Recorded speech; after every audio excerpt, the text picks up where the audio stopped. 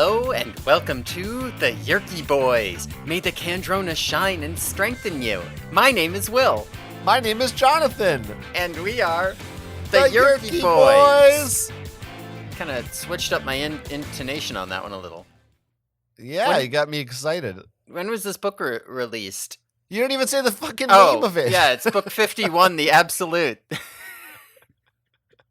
Yeah, it came out in February 2001. Wow. And you know what that means. Duck book. President's Day book. Right? Duck book. That's in February? I mean, you could have said, like, Martin Luther King Day. I think, here's the thing. I think the last February book, I did Valentine's, and I think we ran through all the February holidays, so I think I've done all those jokes already. We've had a full year of those stupid jokes. Hey,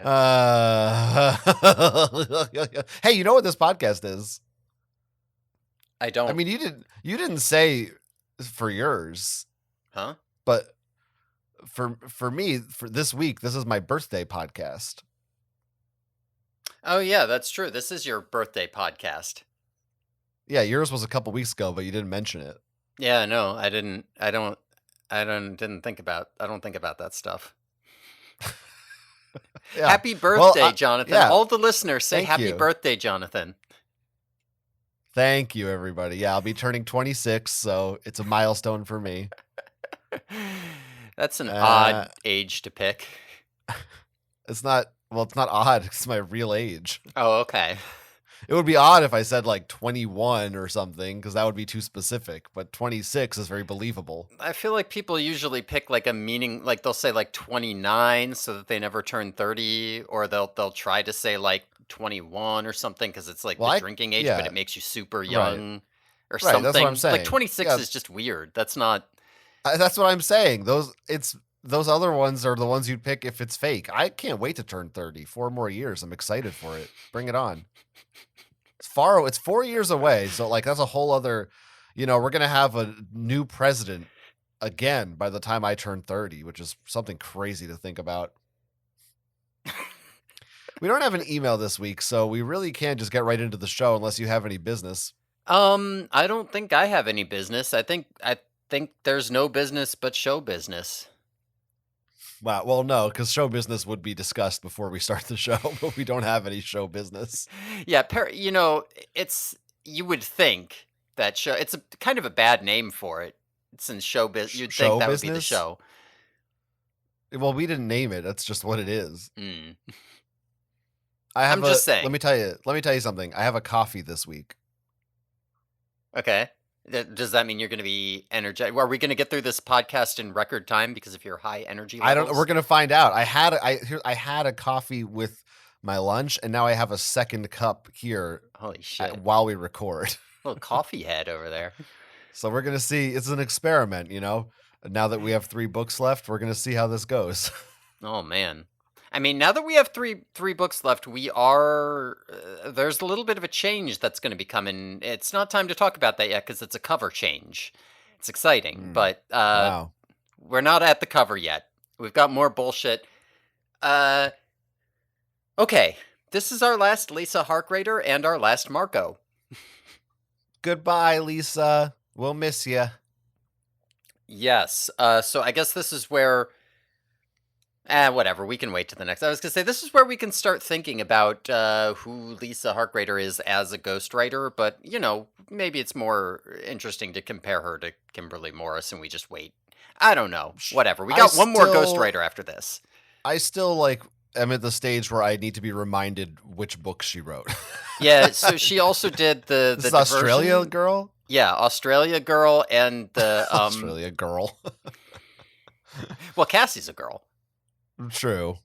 And also the Diversion with Tobias and Lauren and them being revealed.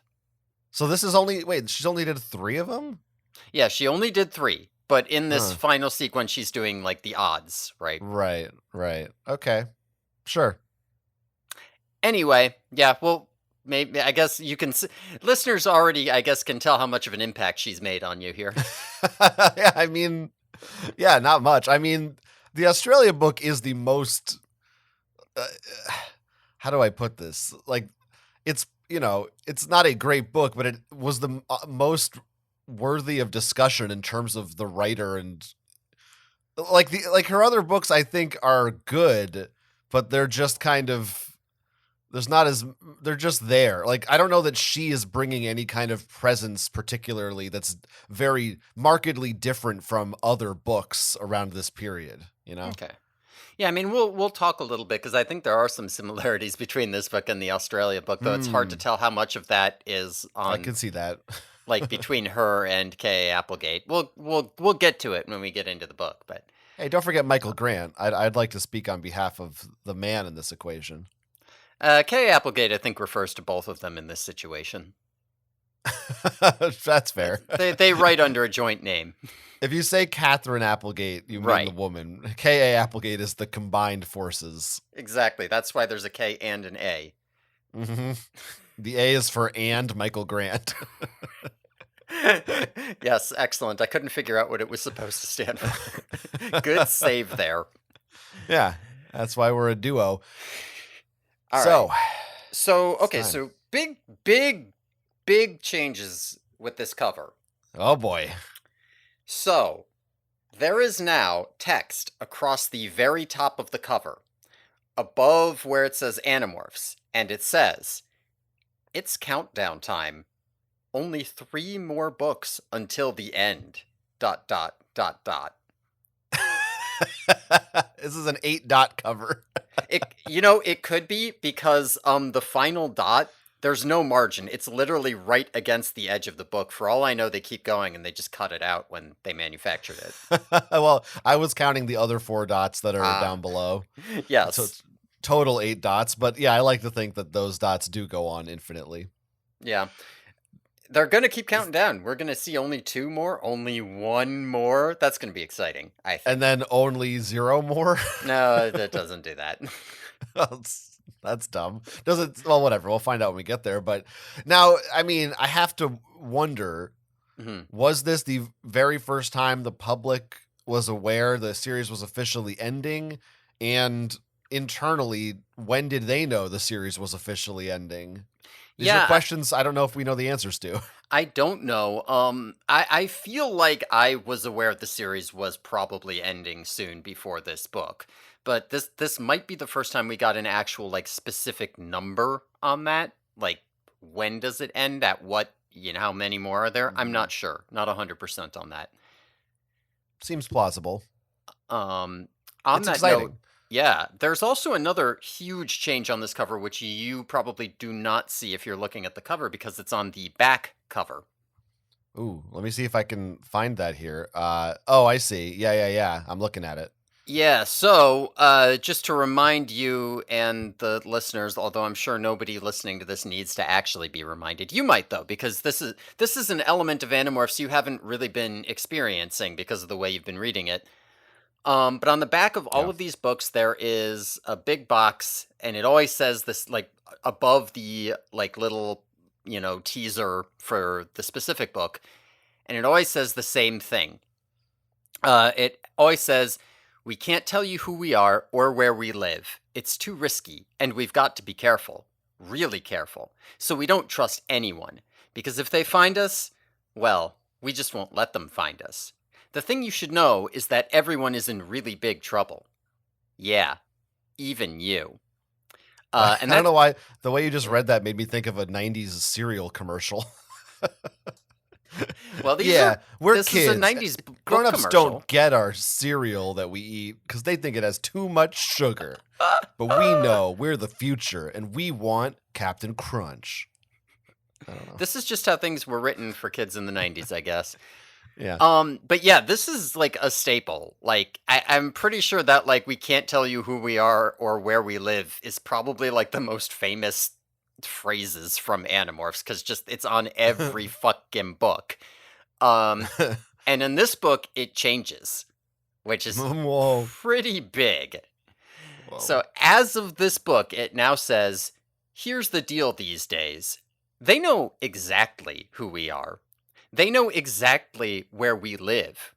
We've got a few secrets left, and we're gonna use them. But just know that the end is coming. And we don't know how much longer we can do this. How much longer we can fight. What about you? Where will you be? Where it ends? Is that really Oh, what it says? no, it says when. What the fuck are you I looking I at? copied this straight off of Seropedia.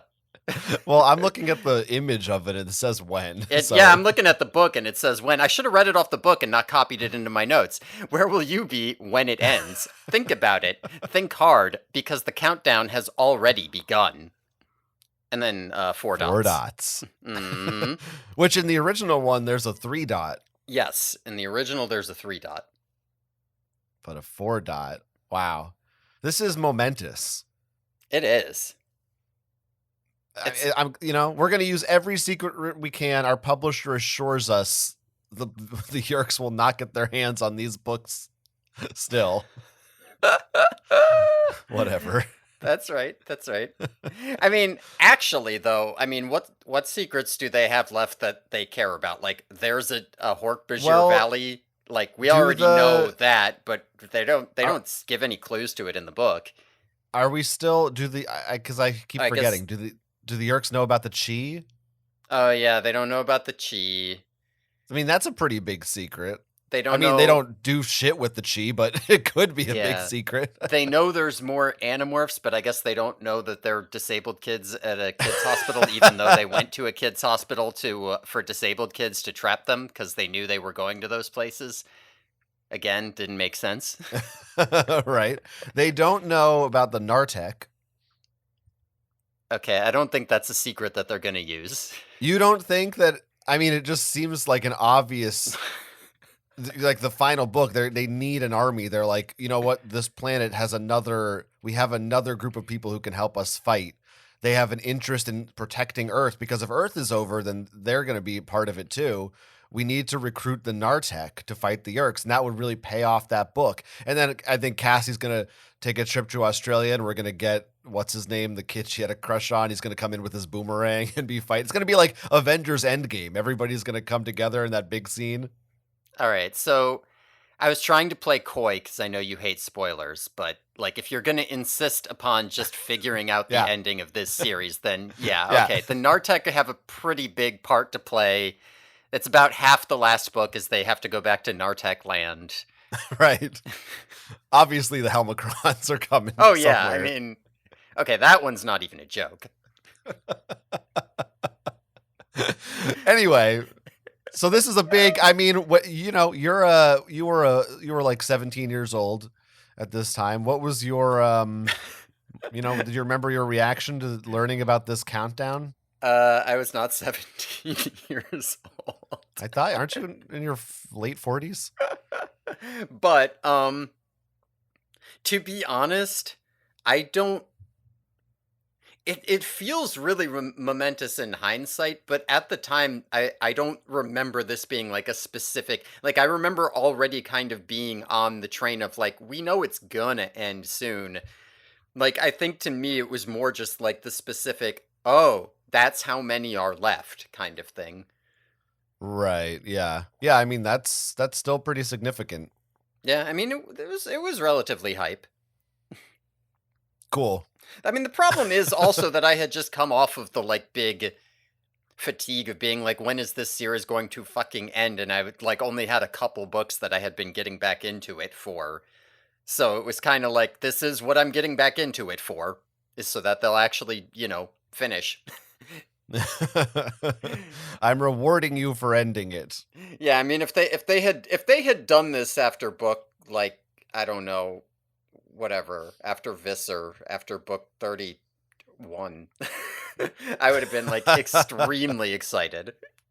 One thing that we're going to have to look into, and I'm excited to look into it, there must be some interview data out there, we haven't really discussed it much yet, is why they ended the series at this time. Was it a choice, an artistic choice purely, or was it sales started to dwindle? I don't know if we need to talk about that right now or if you even know the answer, but that's just... Yeah, I'm trying to remember because I feel like Well, I mean, I know there's some KA questions about it that have to do with the end of the series, and I don't quite remember the details, but I do feel like there was some thought going around that basically came down to, okay, we need to start thinking about ending this. And yeah, I don't know if it had to do with sales. I don't know if it had to do with the fact that the ghostwriter situation was just like not sustainable, maybe. Because Hmm. I mean, look at those books. I don't know. She had other projects she wanted to do because she does start a new project like right after Animorphs is done. So I don't Yeah. know. Yeah. Well, we'll We'll figure that we'll out later. we will figure it out. Less Um, KA. so this book is the absolute.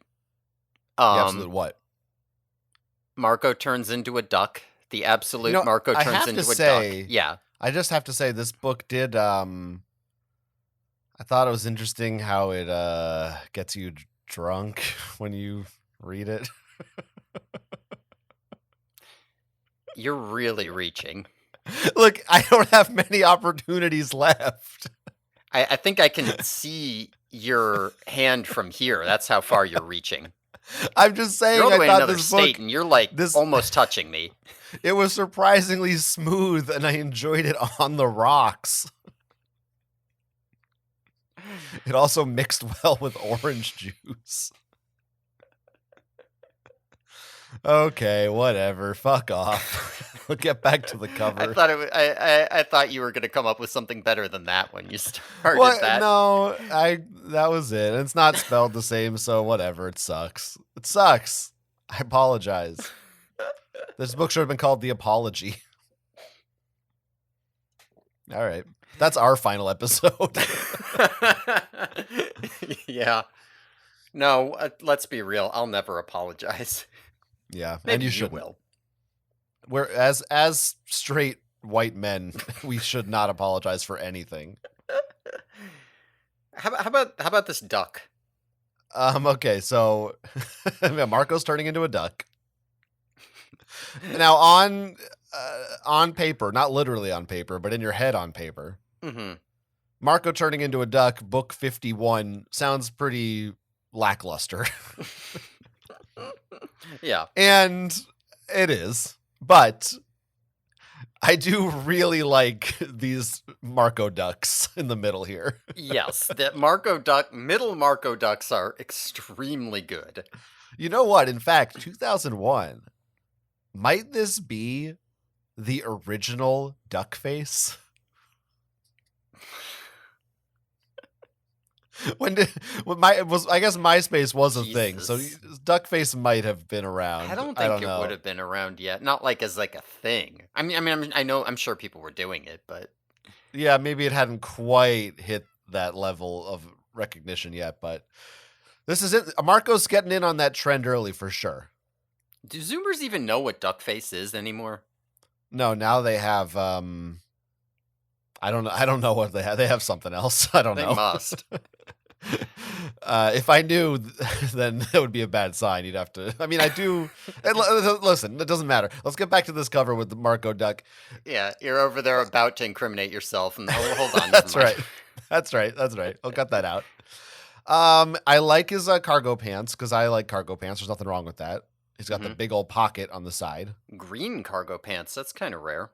Green cargo pants and a red Bart Simpson shirt. Very Hell fitting. yeah. He's That's- doing some weird shit with his arms. They're like he's holding them out like wings. You know how it is. Yeah, but he's not like holding them out straight like he's flapping them. He's holding them out like he's weirdly, I don't know, like he's a big robot carrying invisible suitcases. Yeah. Like at a 90-degree angle, his elbows out to the side. It's strange. What's he doing with his legs? He's like got one leg in the air. He's not turning into a. Did they tell him he's turning into like a stork or an egret or something? Is that what He's a happened flamingo. here? They're like some kind of waterfowl. He's getting ready to fly. He's getting ready to leap into the air, as ducks do.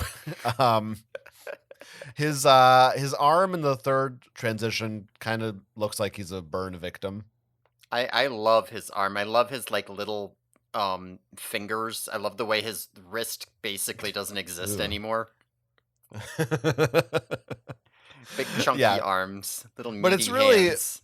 all about. So first in the second Mhm. morph, he just has a Homer Simpson style yellow, like Yeah. just his mouth has a yellow beak color, It's and the almost rest of his reverse face. Homer, right? Because his skin Yes. is like a little bit darker, browner to be the duck, and then his mouth is yellow. If you just cut off the hair and reverse it.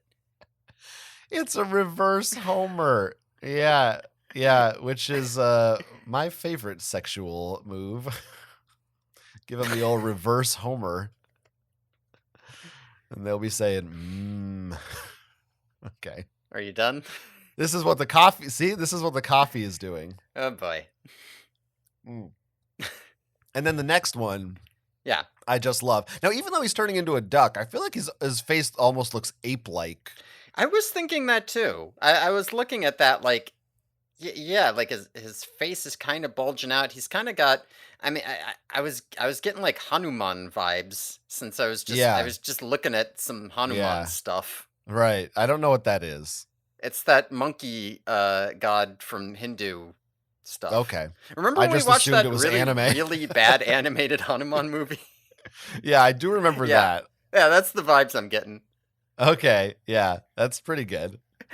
And even the last that's mostly duck, but there's just a shade of Marco's eyes still to the face and his ears. That's also quite nice. Mm, So it's not, for I this do late like in the that. game, it's kind of a lame duck cover.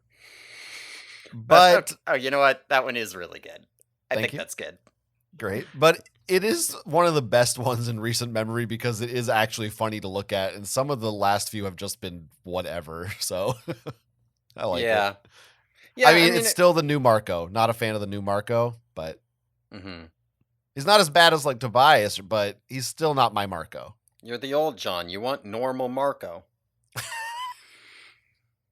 You know what it is. Yeah. No, 100% agree. It's a lot of fun. The faces are great. But yeah, I mean, you just look at the last Tobias turns into a dog. Cassie's an owl. Marco's a duck. The next one is also pretty unremarkable. Like it's crazy how we're in this part of the series where all this crazy shit's happening, and yes, the cover morphs are some of the most boring ones. Yeah. Oh well, that's how it is sometimes. However, this one is kind of, unlike the owl, this actually is important to the book. Yes, this is sort of important to the book, Sort and of. and it should have been more important. We'll talk about that to the Yeah, series good as a luck. whole. I'm sure you'll Yeah. agree. Yeah. Now we didn't mention the actual cover quote, Yes, we haven't which gotten to that yet, but yeah, just echoes the top mhm. quote. Says, "The countdown has begun."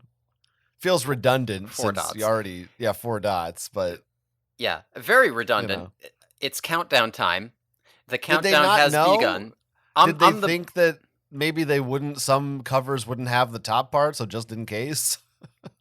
I Yeah, I don't know. mean, maybe. And here's the thing, remember I read that blurb from the back. That one ends on the countdown has already begun.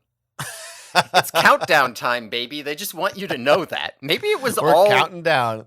maybe there was just like a thing that they were all like we should that's going to be the thing. It's going to be like we're in the countdown. That's the marketing strat, and then they just put 3 different teams on those different cover blurbs and they all got the memo about the countdown and didn't talk to each other. Well, they should have called this book The Countdown. Oh Would have hell made more yeah. sense than The Absolute, which, as far as I can tell, once again means nothing. This is the absolute Animorphs book. The Absolute Gall. Last one was the ultimate Animorphs book out of all of them, and this one is Mhm. out of all of them. This is the absolute one. Yeah, it sure is, I guess. All right. Inside cover. All right, let's do it. Inside quote says, "They keep going and going and going." Dot dot Oh, that's dot. kind of a reference to something in the book. Yeah, it's about the ducks. I mean, fine. Yeah, they're ducks flying It's along not with the there. ducks. I guess it's. I mean, the sunset in the background is kind of pretty, but and I mean, I like this. Even the scenery. It's like it's pleasant. It's not an Yeah. unpleasant image, but there's nothing exciting or discussion worthy about this. Yeah, no, some ducks, they're flying through the sky. There's farmland. Yeah, it does look nice. I do like how it looks. Um it's I put this very on my wall. serene, very boring. Not It really looks what like you hotel room art, you know? Yeah. Yeah, there you go. It's like or like an Airbnb that's in rustic and near some forest. It's like, yeah, there's some ducks, you know? You know how Yeah. there's ducks? There's ducks. If you're like over the age of 45 and you have this hanging up in your house, no one would even notice it. If you're under the age of 30 and have this hanging up in your house, everyone is going to make fun of you for it. You know, it's fine. Yeah. Yeah. Well, we didn't have an email this week, but we still managed to spend 30 minutes before we got to the book. Listen, this is an everything changed this cover. There was a lot to talk about. Everything changed. You know what I want to say now? I'm not going to say it though, but all our listeners are thinking it. All right. I gave you the opportunity. I let you do it if you I'm wanted. not going to say it. I'm not going to say it. Everything changed. Having fun. All right. Okay, I need to put a stop to this. Let's start this book. Okay. It's medium roast. What? The coffee I'm drinking is medium. Oh. Okay. But this morning, the one I had earlier was light, which has more caffeine. So this is my come God. down. This is my come down. You got to wean yourself off of it, right? You can't just go from from beer to non-alcoholic. You got to go to light beer first. Oh my God. If this is our longest episode ever, I don't know what I'm going to do with you. Go ahead. All right. Tobias and Marco, they are birds and they are doing recon on a freight train. The train is carrying tanks into the city. And also they have heard that National Guard are being called in from like all around the country and getting stationed. The assumption is that these troops are probably not controllers yet. Probably this is a plan to get all the National Guard guys in one place and get them rounded up and infested. So Marco and Tobias realize they are being watched by a formation of like birds of prey, which are, obviously Yerks and Morph who don't know that they aren't supposed to look like a raptor convention. They haven't figured that out yet because they don't have the experience. The birds attack them. There's some fighting. Marco like lands on the train car and morphs into a gorilla.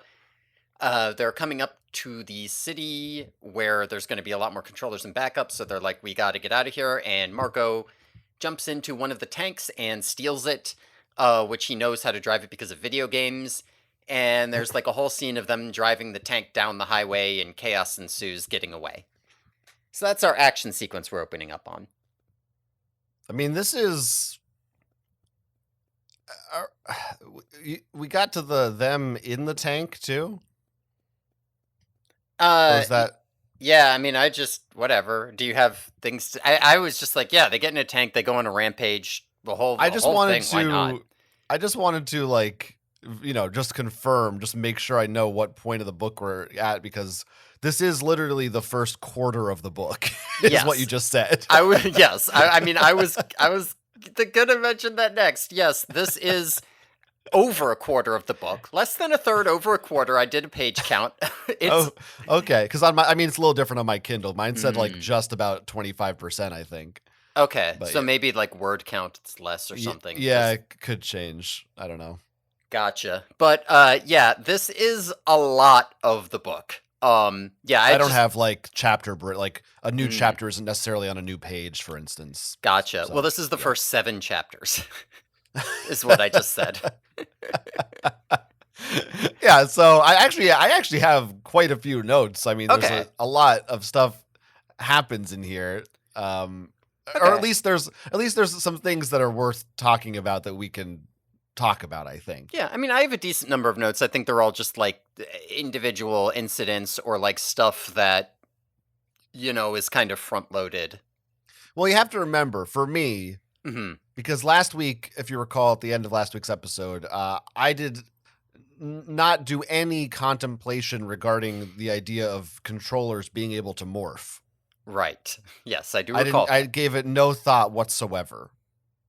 So for me, this is the first time we're really reckoning with that. That's kind of a big deal. That raises a lot of questions in my mind, Okay. Okay. Yeah. among Yeah. Yeah. among other things. But that's certain. To me, that's a very big part of this. I mean that's reasonable. We can talk about that for sure. But first, I do want to talk about. They mentioned someone on the train is wearing bib overalls. I don't know what the fuck that means. What does that mean? I know this phrase, but I don't know what it means because I don't know. Overalls with a bib. It's weird. I don't know. Anyway, I don't know what to anyway, say. but basically, so the Yerks are next. They're driving these next to the train. What? They've stolen all these fucking with the guns and shit and the treads. Tanks? You're Oh, welcome. I see. Yeah, you're trying to get me to. I got you. I got you. I did it.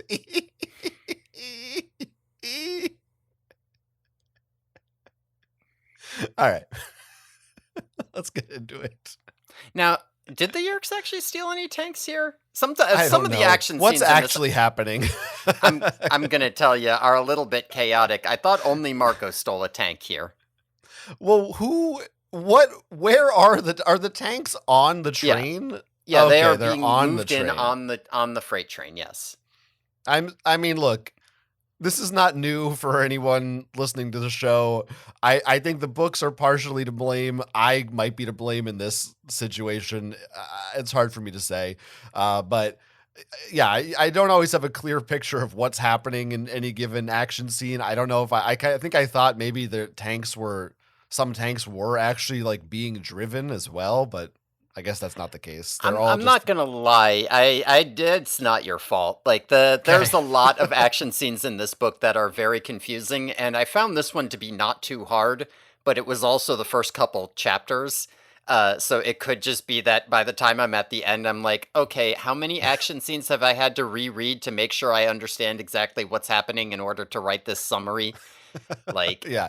I'm There's done. definitely there's a point where it's like your mind just kind of starts to go, okay, and then Yeah. I'll tune back in when this action's done, I think. Right. Sound effect, yelling, attack. Oh no, Yeah, someone got hurt. Oh, someone said a one liner. Oh man, look, it says crunch. At some point, something will happen. right. At some point something will happen. Um uh, well, this is not our first time that somebody has been able to do something because of a video game. That's right. That's definitely come up before. It Maybe it was must have. Marco I'm even. sure it has, yeah. I remember specifically referencing Snakes on a Plane when that happens. But I'm going to bring this up now before our pop culture references at the end of the show.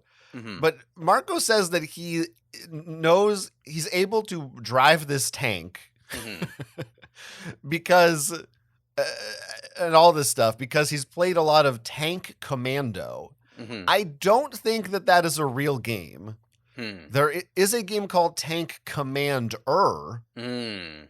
but I don't know if that's it's very strange to me because they frequently use copyright names. This is like the Amazon Cafe when they didn't want to say Rainforest Cafe.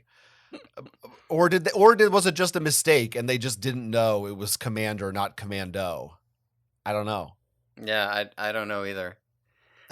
Yeah, no, got kind of getting some like War Thunder vibes off of that. For a more modern thing. War Uh, Thunder. you don't know about this. There have been like literally dozens of incidents because the game is like supposed to be really realistic. There have been now dozens of incidents of people getting like Black Ops disappeared because they went on the War Thunder forums and shared classified documents in order to prove that the specs on the game were wrong and their faction should be better or worse or something. I'd never even heard of this game. It's fucking insane. People keep going on there and being all like, yeah, oh, the whatever the model, whatever Soviet or Chinese or American tank or whatever is not balanced properly, and I'll prove it. And then it'll be like, that's classified documents, and fucking the CIA is after you now. And it keeps happening. This sounds like some It's Animorphs really shit. funny. Sounds like Axe is on those forums. Okay, I mean, Anyway. should we move on to the morphing controllers here? Well, actually, you want to hear a little bit about the. Here's a little thing about the controlling the tanks and being in the tank. Okay. Is a little Seropedia Annabase or something quote. The author of this book was having quite a bit of trouble doing research on tanks. Phone calls to the army turned up a lot of suspicion, but not a lot of information. Help finally came in the form of a man named Art Alphin, a retired Army tank commander and husband of author Elaine Marie Alphin, who won the Edgar Award for her book Counterfeit Son. Art provided the author with all the tank info that she needed, and even read over the chapters to make sure that the details were spot on. She was so grateful that Art was given a special thanks dedication in the front of the book, which he's here, I'm looking at it right now. Wow. Is that the end? Yeah, I'm Okay, pretty sure Lisa Harkrader did this on book 44 too. She was like, I had to find out how to get from the cargo hold to whatever in a 747.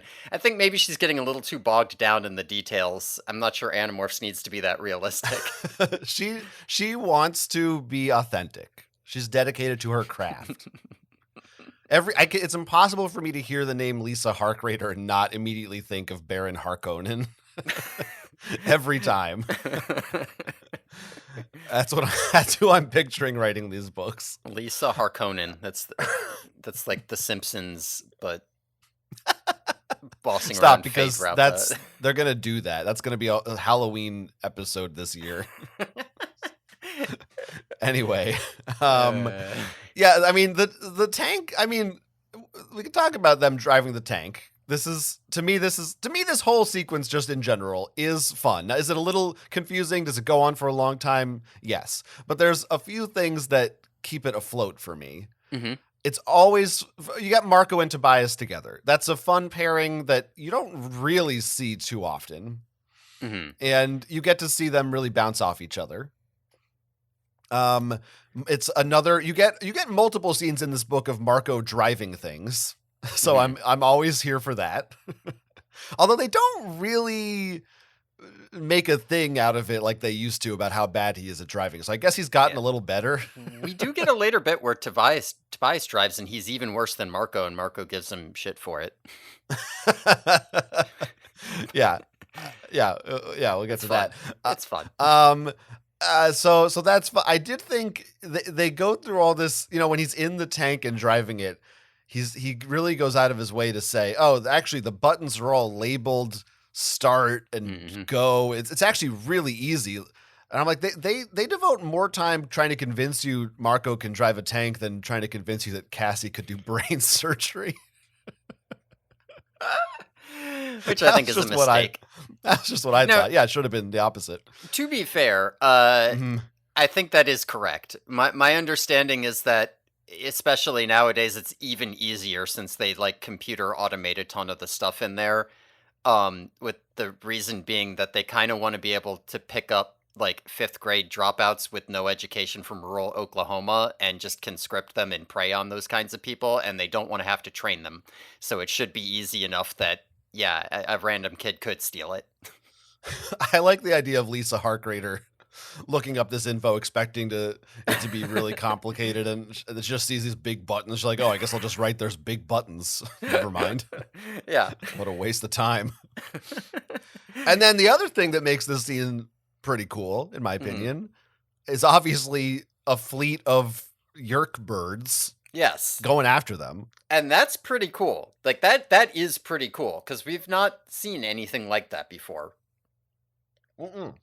Like We it's have just not. like it's always, Visser 3 is one giant bird who's just like smashing stuff and cackling, right? Like it's not like a coordinated group of like, oh shit, those are just agile regular earth birds that are just a group of controllers. Like it's a totally different feel. It Yeah. feels like they're more competent in some ways. But also they mention how they haven't been birds as much, so they're not as good at the maneuvers. Right. So Tobias has a major advantage in this. Yeah. This is really his home turf. And even Marco has an advantage. Like, yeah, Yeah. Tobias has a huge advantage, but Marco, he's done aerial fighting before. He's like clawed people's eyes out as Yeah. an osprey or like done helicopter maneuvers or whatever. He fucked Flounder up too What? when he was doing that aerial maneuver. Punched Sebastian the crab right in the face. Yeah, I get it now. You need to get off. That's too much. I It's too finished it. much coffee. I listen. Last week I was a little too sleepy, so I am compensating for that. I finished it. I drained it. Okay, Empty. okay, yeah, that's gonna help. Maybe you need another. Yeah, take a You're out pause. Okay. So it's really cool. It's a great scene. I could really see it all in my head.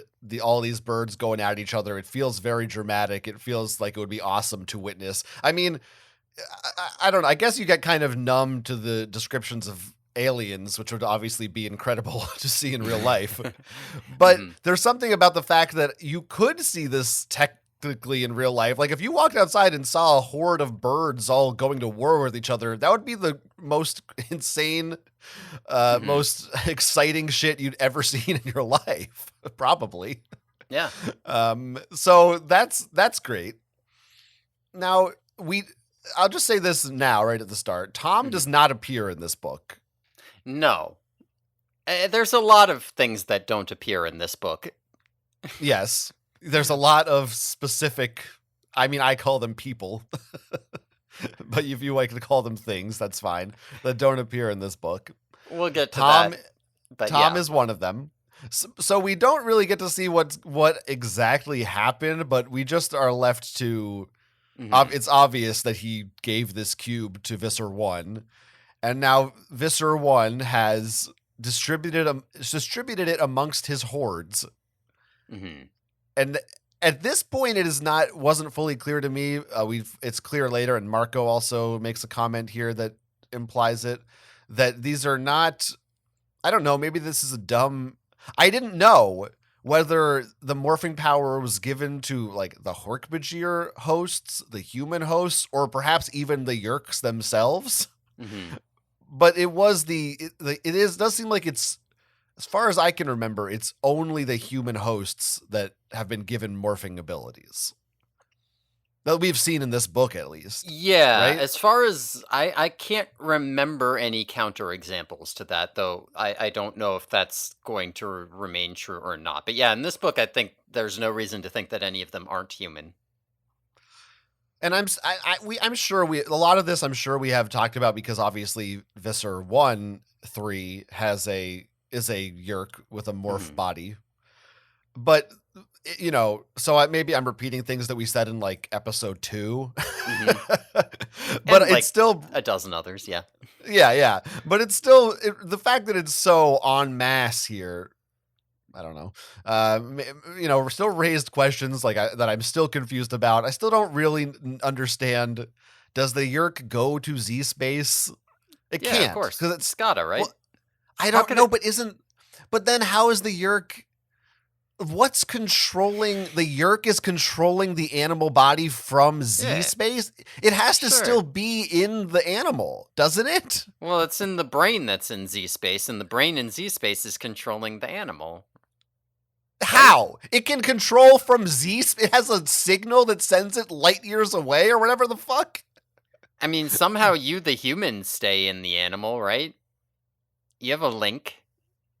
Yeah, but I mean, Z space is nowhere that's everywhere, so like that's how it works. You're not light years away. Yeah. I mean, the problem is the foundation of this doesn't make sense. So why am I expecting this new layer to make sense? Yeah, it's fine. It's fine. Just listen. We literally one of the first things we learned about morphing was that Visser 3 can morph with a yerk in him. So like, this is whatever.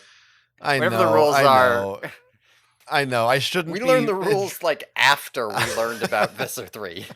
I shouldn't be dredging this up in book 51, but I can't help it. I question these things. I don't know if it makes sense. I also did wonder. I mean, A, why not give the Yerks themselves the morphs?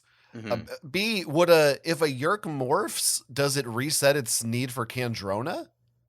Hmm. Could Interesting this be a questions. way for them to like get around needing a Kandrona? Hmm. I mean, Okay. these are good questions. I think these are good Okay. questions for sure. Okay. Interesting answer. And yeah, A very diplomatic yeah. answer. I don't want to get too into it yet, but Okay. Okay. Um, this also means, I mean, this does significantly, I don't know that these books really, certainly this one doesn't quite reckon with the ramifications of it. But hmm. if you think about it a little bit, this does change the tactics and strategy for the Animorphs because unlike Hork-Bajirs, who aren't human and don't matter, they can't just go nuts and murder all these. I mean, I guess Hmm. they already couldn't, but they still have to be careful fighting these animals because there are like usually they would only use the horks for the fights, Hmm. but now these are hosts, innocent hosts in the bodies of these animals that are yerks. Yeah, unlike the Hork-Bajir, who are not. Yeah, so Right. it's interesting because the you say that, but like one of the first things that happens in this fight is that Marco he does this like fake out matador maneuver where he like flares his wings to hide this like metal bar behind him, and then when this hawk dive bombs him, he like jumps out of the way and the hawk slams into the bar and breaks its neck. It is specifically described as breaking its Mm, neck, and the assumption that I mm. have is that this guy dies. Um, and it's just almost immediately they're just like fucking killed one. And it did kind of feel to me in the same way that you might have that kid thing where it's like you can do all the horrible things you want to the bad guys as long as they're robots and not people, even if Yeah. they have people emotions. Or in Animorphs, we can kill all we want as long as they're Hork-Bajir, but if you start killing people, then aren't parents going to get mad? Although again, it's so hard to know if editors were involved at all. It almost feels like it's like, look, you can kill animals, you can kill the bird. You can't kill him when he's a human because then the kids will imagine killing a human. Um Right. and of course thinking about that I was just like, that is literally exactly or was literally exactly David's Hmm. justification for everything he Yeah. did. Yeah. Yeah. I just think Kay Applegate maybe isn't that much better than David. Maybe she just is a David. Or David isn't that much worse than Kay Applegate. It's her self-insert. He's mine for sure. Um, yeah, if if they cared to reckon with that specifically, it would make for some more interesting battles potentially, or at least I don't Hmm. know. Like in the world where this isn't the final books, that could have been the subject of a Cassie book, for instance. Yeah. I mean, if But you're it's doing a not. dark and gritty Animorphs reboot, that is one of the things you change is make it a little bit more realistic about what casualties look like from the beginning.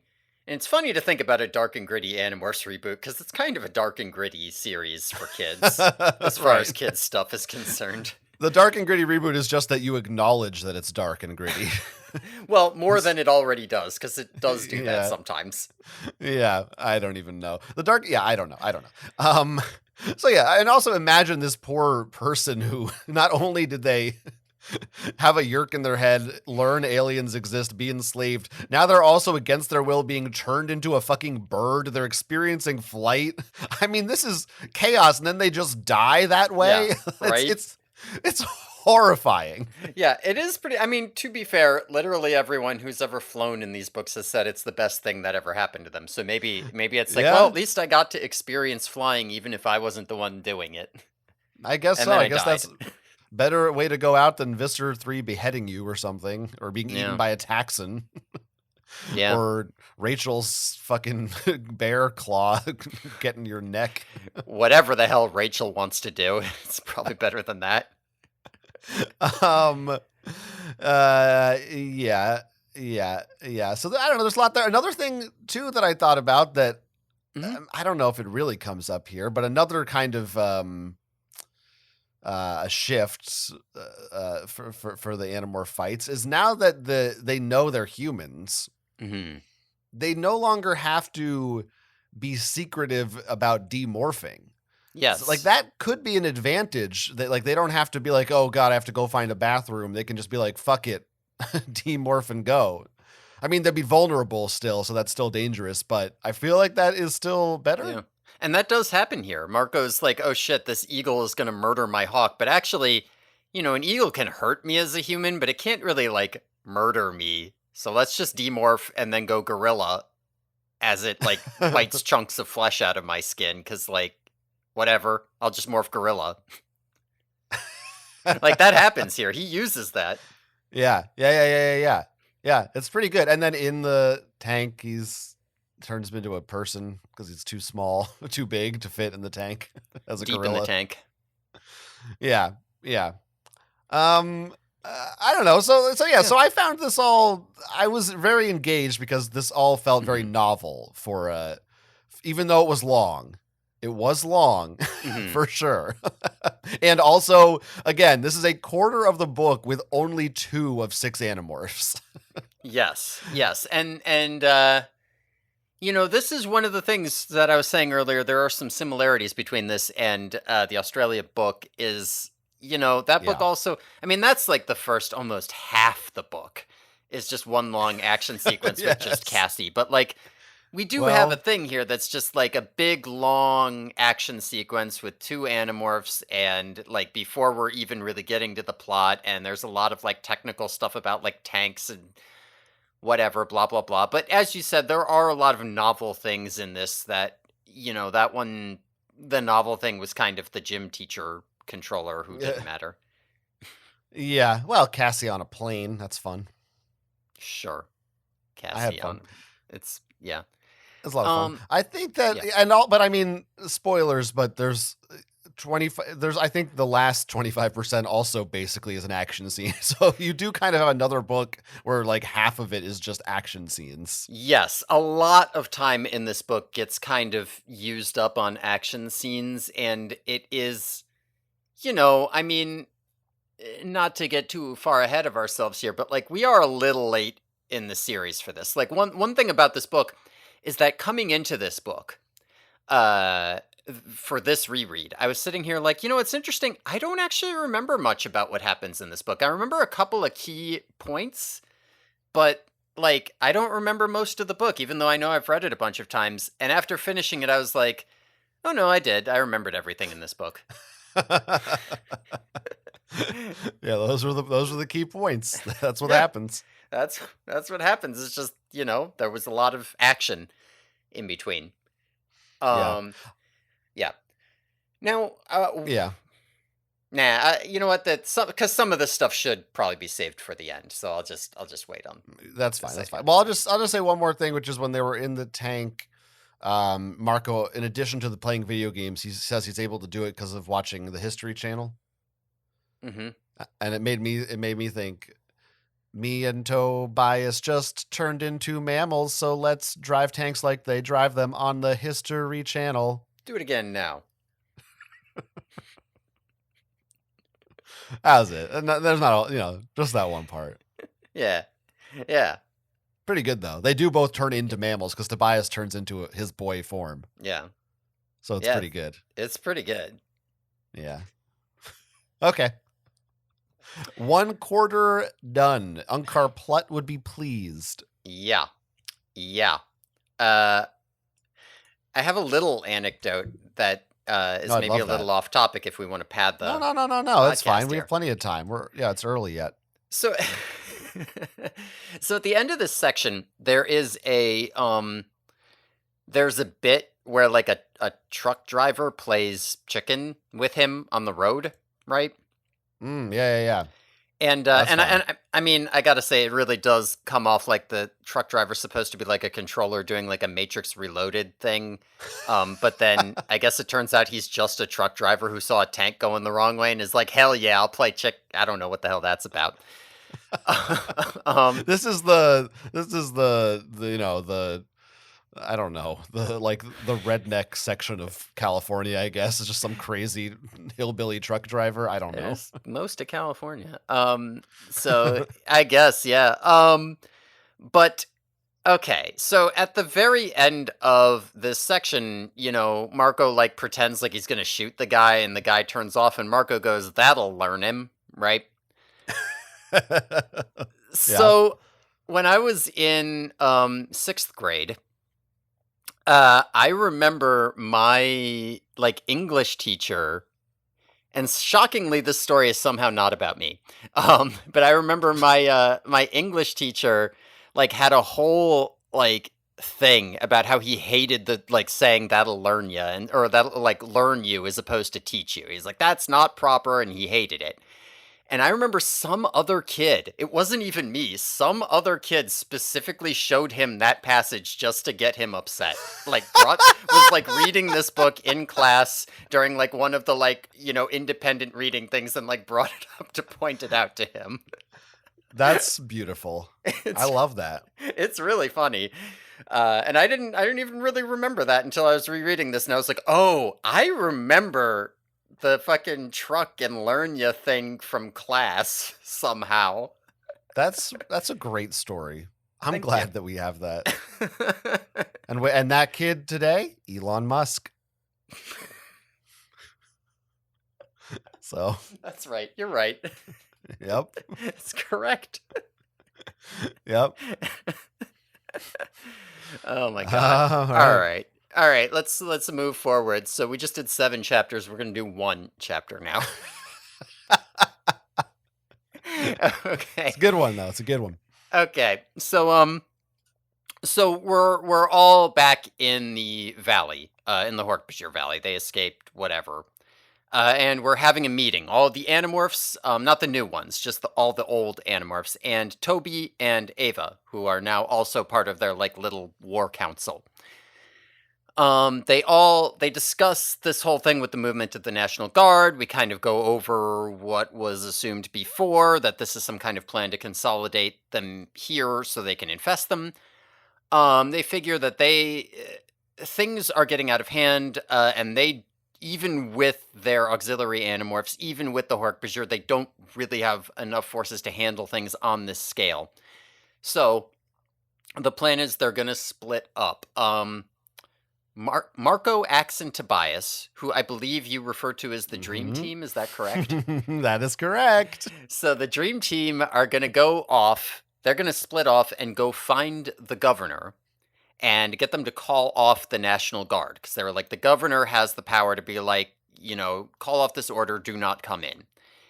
And the rest of them, all the rest of the Animorphs and all the Hork-Bajir under Toby and James people, who are specifically referenced, they are going to start like attacking, I don't know, National Guard bases or like Yerk areas, or basically just start fighting in order to keep everyone kind of distracted and delayed and slow down all of the actual infestation plan from happening until the Dream Team can succeed in getting the whole thing called off. So that's the plan for this book. And that, spoilers, the plot of the rest of this book is just almost entirely the Dream Team not here doing any of this fighting or dealing with this. That's right. That is a different plot. We get one POV per book. We're Yes. not involved in that section of the plot. Yeah, the bit that involves, Jake, Cassie, Rachel, and all of like James, Colette, Timmy, and Toby and her Those guys. Hork-Bajir. Yeah, all of that. We're not gonna that's happening. It's happening, but we're gonna go turn into ducks and fly off to the governor's house. I honestly wondered, I'm assuming you will tell me the answer is no. But I honestly wondered if the next book might just be their perspective of these same events, because it seems it seems important enough that you would want to see that. Yeah, it does. If you've done Process of Elimination, though, you know the next book is an Axe book, and he goes I with have thought Marco. about that. Yeah. So Yeah. Yeah. But hey, we got the dream team. I don't give a fuck about the rest of those assholes.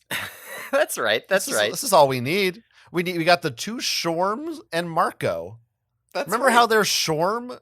You guys remember Axe, Tobias, uncle, and nephew Shorm? It really feels like that was going somewhere, and then like maybe around book, somewhere between book 23 and 33, they just kind of completely forgot about it, and then in 33 they remembered they were supposed to do it, and then they forgot again and never remembered ever again.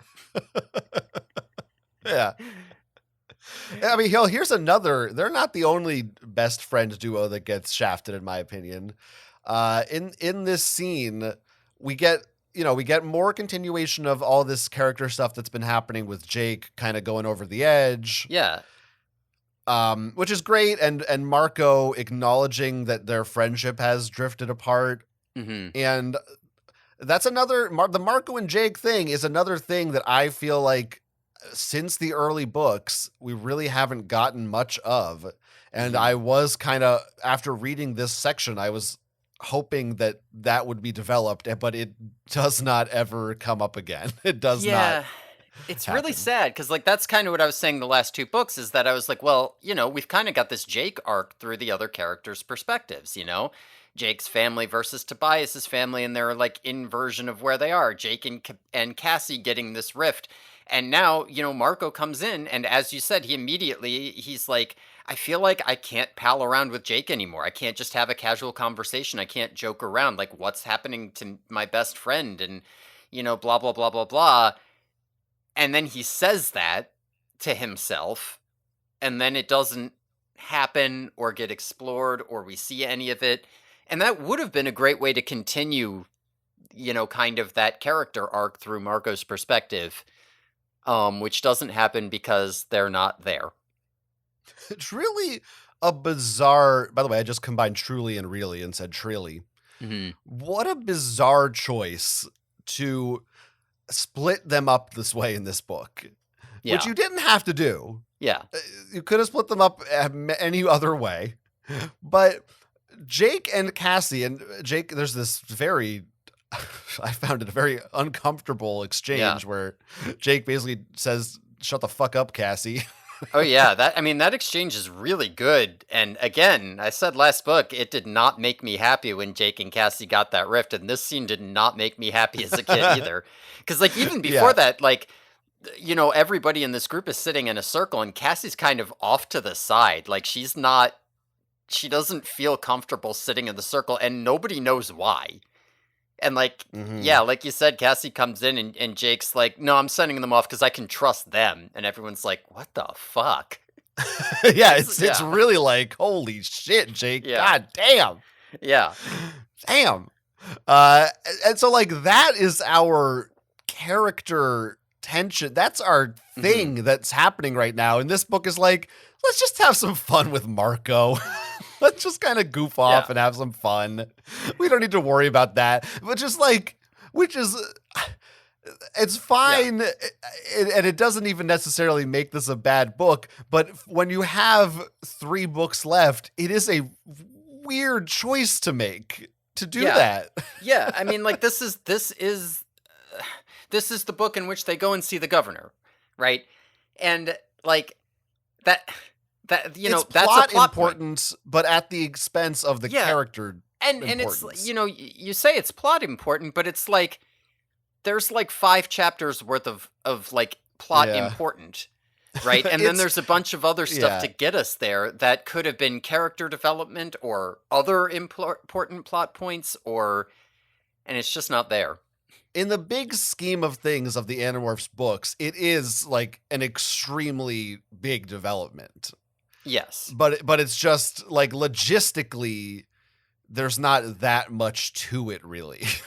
Yeah, You and know? especially because like, you know, you complain more about a book like 45 where like right off the bat it's like, "Oh my god, we just wrapped up these arcs boom boom one by one." Whereas here it's like this isn't wrapping anything up. This is moving things forward, and because we're in the last couple books, it should be escalating. Right? Like we should be Mhm. seeing like I would kind of expect like multiple big events to be happening here as things get more and more intense. You know what I mean? Yeah, I mean, right. And I mean, and they are in a way. It's like Mhm. this things are happening. Yeah, but like, Uh if I just list off this is whatever, but like this we'll is the get book with through the it. governor. I mean, anyway, yeah, Let me give a little yeah, credit to Lisa Harkrader here. Kind of hmm ragging on her a little bit, but I'm gonna say she understood the assignment in at least one regard, which is hmm I could tell from reading this book that she definitely went back and reread some of the earlier books to prepare for this, hmm because there are a lot of references in the on the previous scene. They refer to Marco's gorilla as Big Jim, which I hmm feel like hasn't come up in a while. I'm like, oh, they definitely like went back and remembered that. yeah. And Kay here, Applegate doesn't have a Bible that she gives these people. We know no, that. right. And then here they talk about how during their tank joyride, they, it's actually really funny. He says they crashed through Chapman's house. Right? Yes. And he's like, you know how Chapman has that 2-story house? How many stories is it now? None? Or maybe it's a 0, but it's funny either way. Yeah. And and Rachel's like, what the fuck? What about my good friend that we all know and love, Melissa Chapman? Yes. And Melissa Chapman mentioned. they even name drop Fluffer McKitty. They do. Yeah, they even do that. So it's like, look, is it kind of lip service and not really meaningful? Yeah, but I still appreciate that hmm Lisa Harkrader is like, look, this is you. You're a fan. You've read these books. I'm letting this world exist. I give credit for that. Yeah, I mean, I do agree. It does seem like she is at least interested in doing that. It does suck. I was thinking here that Chapman is kind of like a punchline. Like, do we care that Chapman, the person, is good? No. Do we care that we're fucking up? Do we care that the Yerk honestly doesn't give a shit if he lives in that house or not? Like, who cares? Like only Chapman the man is bothered by this. No, not really. But but that's not necessarily her fault. That is the fault of K.A. Applegate not writing Yeah, Chapman into any of her stories, and Lisa Harkrader right. being like, "Can I like Chapman. Can I mention him?" Yeah. Um, I It is do. funny that Yeah. they're like, no, they're fine, and Tobias says, yeah, they're just homeless.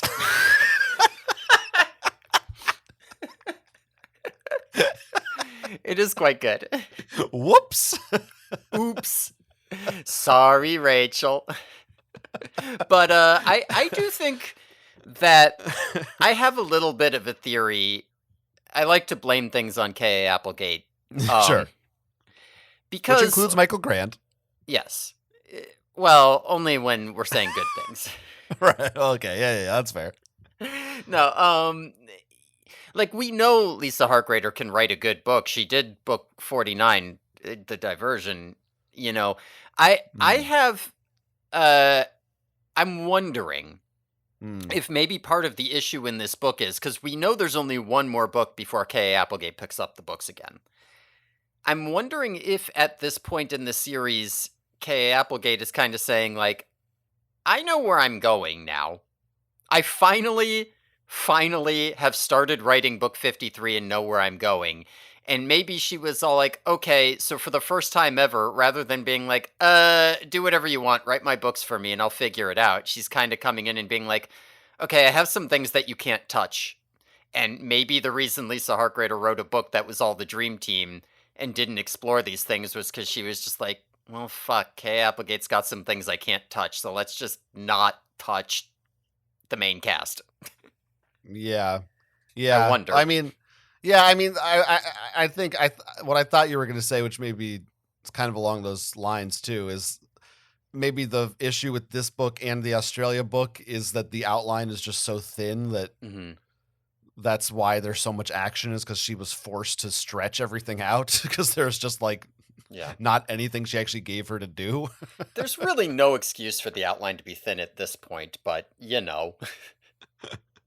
Yeah, I don't know. Um, I mean, one on the note of not, I said last book we would talk about it in later books if and when things happened, but you did say last book that one of the issues that you had with the James characters is that you're kind of looking at it like, am I ever going to see these kids again? Do I care, or are they just like, I introduced some characters. Isn't it cool? We got disabled kids representation, and then we never talk about them again. Um, and, it's not a strong start to just be like immediately the next book we mention they exist and they never show Yeah. up. They're never there.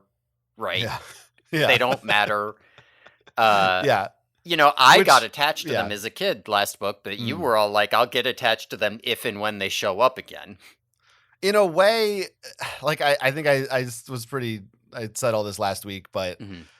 in a way, it was a relief too, because Hmm. it's like the problem is you're damned if you do, damned if you don't, unless you just do it really well, which that's a that's a distant hope sometimes. But because it's like I'd love for them to be great characters that I really care about and matter and that I'm excited to see again. But the truth was that I really wasn't.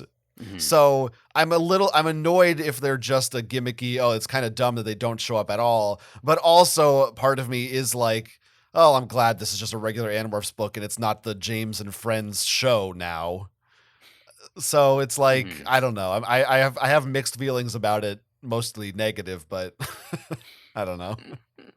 Yeah, fair enough. Um, But yeah, if you're gonna make, yeah, I like you have a much stronger complaint after this book that these are just like kind of tokenized characters and not like actual anything. yeah, it feels that way. They've been myrtled. Is that fair to say? Sure. One other thing I did like from this scene, Marco's mom, Ava, Hmm. she refers to him as Visser 3, so just like me, Hmm. we at least there's one character who's also not used to this Visser 1 thing yet. I can really Makes relate to sense. her. Yeah, it makes sense. I mean, she's fucking Visser 1. Like, she's not going to give that title up. It's like, that's me. That's my name. I was her. It's funny to think about that because, like, you know, she has no excuse to think like that because she hated Visser One. You'd think she'd be like, "I am not Visser One," but I could kind of see her being like, "That's me." Yeah, come on. Because she hates Visser 3 too. Like, that's what they could Eh, bond over. yeah, She's like, yeah, I'm a little bit Visser 1. And also, I think it's funny that Jake calls her by her first name. It's it's just like he's on Mrs. this is on a Marco. first name basis. Yeah. Yeah, I guess that's why they did that. It's because they can't have last names yet, but Yeah. it does feel funny that he's They that. can have last names. At the very beginning, Marco's Sure. like, I'm still not going to tell you my last name or where I live, by which I mean where I Yeah. used to live because the Yerks found out what my last name was and where I lived. Like, Yeah, the right. fuck are you talking about, dude? They only can't because Kay Applegate doesn't feel like confirming their names yet. She's like, Yeah. I didn't figure it out. I don't know. Yeah. Ask me in 3 books, maybe.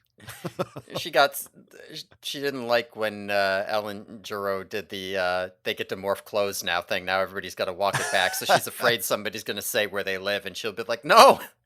No." They could have censored it again. Didn't they like censor Tobias's name once? It was like Oh Tobias yeah. bleep. I think they did. Yeah. All right. All Ducks? right. I think that's yeah. Oh, are you excited for Marco to go finesse the governor? He's going to go finesse him, you Yeah, know? they do say finesse a lot in this book. That's Yeah, pretty I'm excited. ahead of her time here. Yeah, sure. Okay. So the dream team, they head out. They're going to do their thing for the rest of the book. So they go out to the gardens to acquire some ducks. I don't I'm not sure why they didn't go to like a park. They go to the gardens to acquire some ducks Great question. because it's like what did they say? Like 200 miles to the capital. So they need long distance flyers and also ones that fly in formation. They can't be raptors. So they go to get some ducks. They wade into a pond and they have just like entirely too much trouble catching these ducks. There's a field trip of like young kids here watching them, and Axe is just an Andalite openly. And one of the teachers pulls out a Dracon beam and starts shooting at them.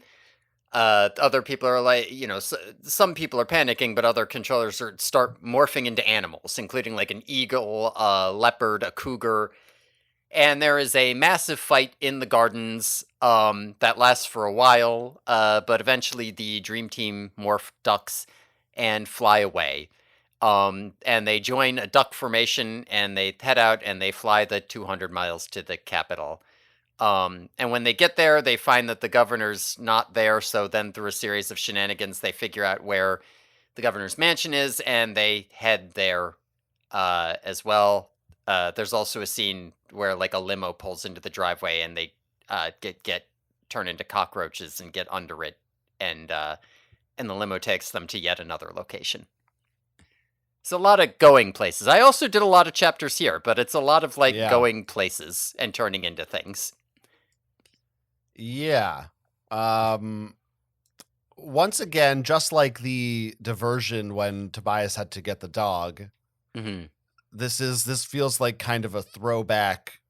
I mean, especially going to the gardens themselves. Like when's the last time we had an honest to God trip to the gardens to get a new morph? Besides the disabled kids, I guess. Yeah, I was gonna say last book, but yeah, we didn't really talk about it.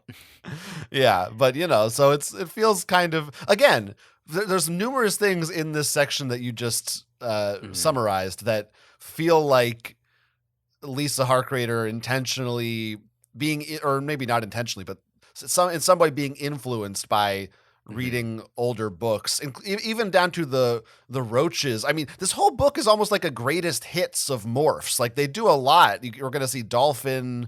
We get the roach. They even like go through. They're like, should we turn into bats or this or that? There's a lot of sort of callbacks. Yeah, no, there are. And the callbacks here are a little bit not as good for me, because rather than just like fun asides, it's like, hey, remember when they would turn into roaches and act like roaches and have to get places? That was fun. Let's do that for a chapter and a half. And I'm just like, I'm done with a chapter and a half of roaches. I don't need another chapter and a half of roaches. but you get to be really confused about how they're traveling and where they are and where they are in this car, because it's all kind of muddled.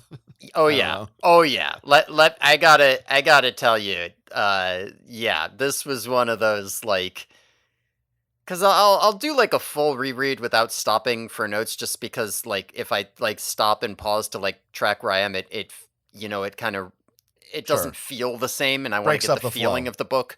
Yeah. So I'll usually do like a read through at the beginning of the week, and like when I read this, I was just like, and then okay. They go to a building. It's not the right building. They talk to people. They're going to a different building. I guess. Wait, no. So there's a Wait, they're roaches now. What's happening? I guess, are they at a different building now? I don't know where these roaches. I don't know what's happening. And like I had to like pay very close attention to this to figure out what the hell was actually going on. It is, yes. I don't blame you. It's a little bit confusing. Yes. They're in their pants legs, maybe. I don't. He's on the tire. He's on the tire while it's driving. They climb. They climb onto. They like up into the underside of the limo. Like they're up like on the axle, like up in the whatever you call the bottom of the car. I'm not a car guy. The undercarriage. Yes. They're up in like the undercarriage. Tobias is like stuck in the tire at one point. Yes. While the limo drives to another location. Yeah, sure. Yeah. But anyway, so that's the limo. We should, we still have the gardens here. We've got to talk about these ducks. Okay. Ducks are distance flyers. I don't know that I knew that about they them. migrate. Right, that's true. They migrate. So I guess it could be geese too, right? Or yeah, I mean that was One thing I was thinking here is if they lived around here, they would already have these morphs because instead of morphing seagulls to blend in, they Mm, would have turned into fucking Canadian geese. right, right. Very true. Uh, Yeah, Also, absolutely true. imagining scenes where a group of geese are walking down the sidewalk and Visser One starts losing his mind and being like, "Somebody kill these fucking geese!" And normal people are just like, "Yeah, I get it." Yeah. Go on their way. Doesn't raise any alarms. Yeah. We hate those fuckers. I mean, but what you said really, there isn't. Why the fuck would they go to a public, populated tourist attraction to get these ducks? Yeah. There are ducks everywhere. Why would you Yeah. need to go to a pet store? They probably have a duck, right? Or like I don't know, Cassie doesn't have ducks on her farm. I guess they Maybe can't. Why can't they go there? I mean, sure, I guess there's controllers watching there, but more than like this area with millions of people running around? I don't is it know. different in California? Like I could literally There's got to I be am about ducks a in 2-minute California. walk away from a duck right now. I'm sure there's ducks. There's definitely ponds, there's parks, people are feeding ducks. There's got to be. Like if I wanted to see a duck, I know exactly where I would find them and it would take me 2 minutes. Like there's ducks. You can find them. You don't have to go to the gardens. Marco also has he is suddenly an expert on ducks. He's explaining the colors of the difference between male and female ducks. Like, why the fuck do you know this, Marco? I mean, I You get were it. up I all don't know. night. I do consider that part to be relatively common knowledge, but yeah, it does seem I'm Marco's not. I not don't really into fucking. that. I don't know if it's common knowledge. I What mean, that the he's green like head guys are the male ducks and the brown ones are he females? You goes don't into much more specifics than that, and Okay, that's fair. also, no, I don't. I don't Huh. know. I Weird. don't know about duck colors. I don't think it's weird. I think it might have been Tobias though who brings up the male duck's quack not being as good, which I didn't know. Yeah, I'm assuming that's true. sure. Yeah, they go quack quack, and also there's a Quack quack frog quack. that says greedy. Yes, the frog. That does feel like a throwback to old Animorphs. Like the whole time they're trying to catch these ducks and fucking it up, there's a frog sitting on Marco's head. Yeah, it feels like very very old school. I mean, but except the difference is that now, then a bunch of controllers see them and start a fight. Hmm. Um, one of them turns into a leopard. Yes. Again, here's where I have to start saying I just really don't know that in a fight with animals and that are children, that a leopard is necessarily going to do a better job than just a normal man with a laser gun.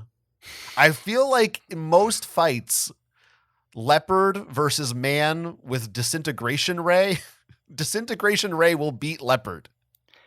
Am I crazy?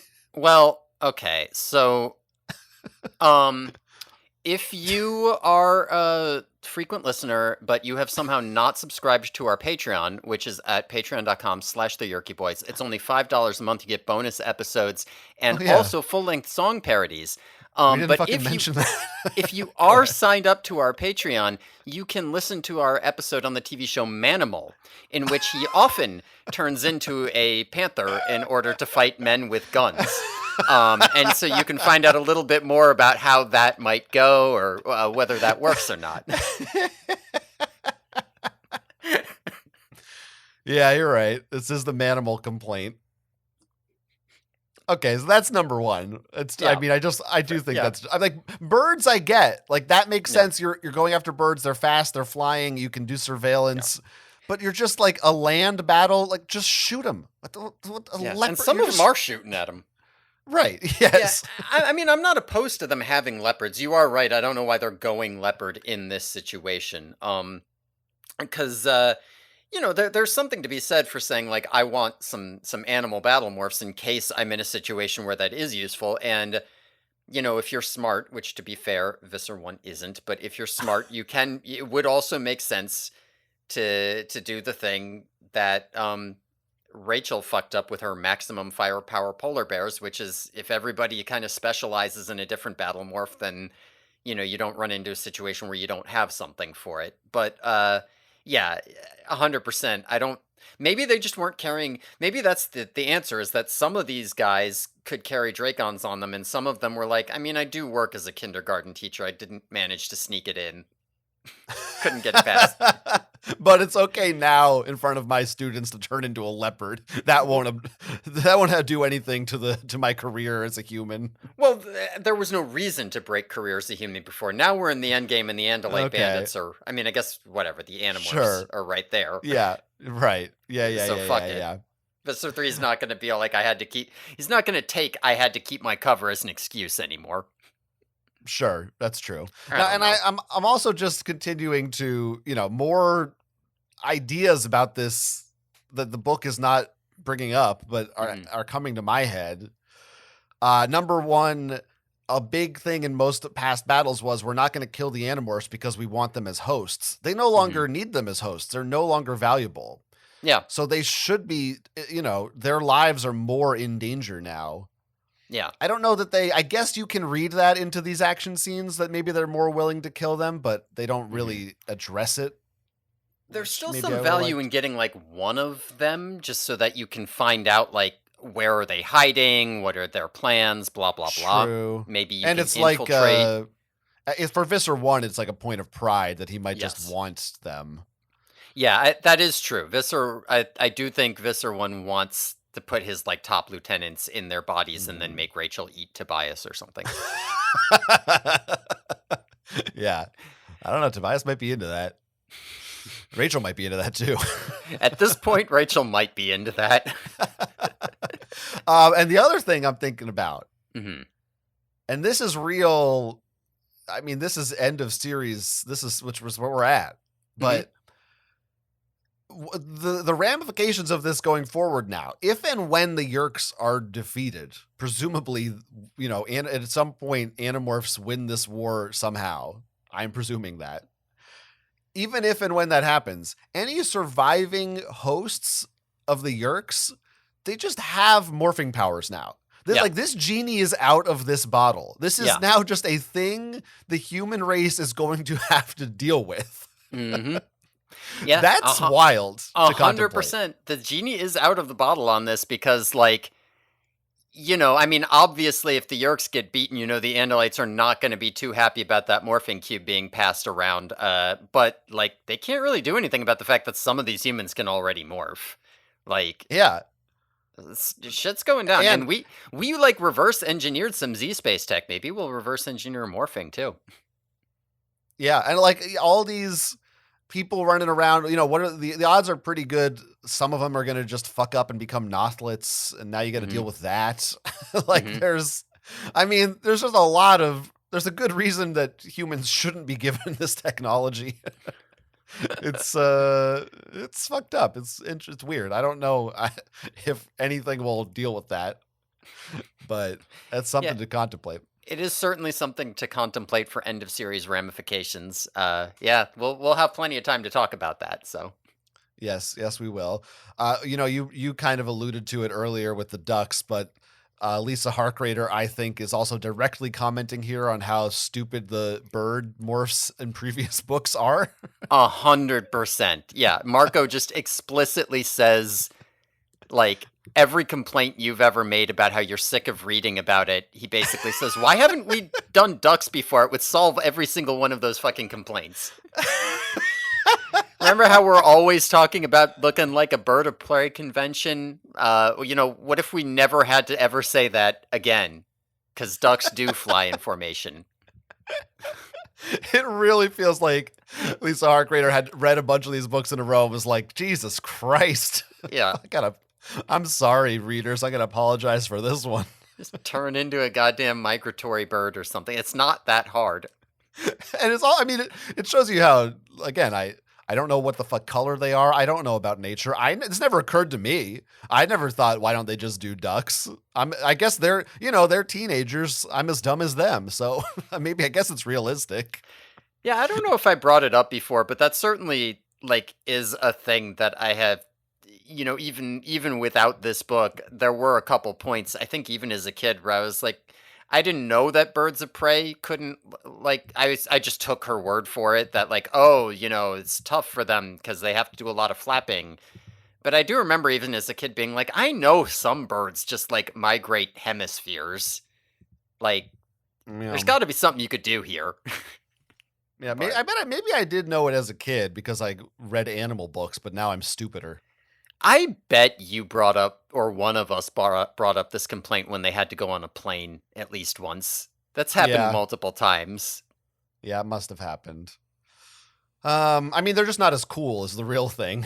They're like, I don't know, they kind of suck, right? Yeah, I mean, I want the canonical reason for why they've never done this before is that Tobias is a bird racist, and he's like, ducks are stupid. They to. waddle. Their beak isn't even sharp.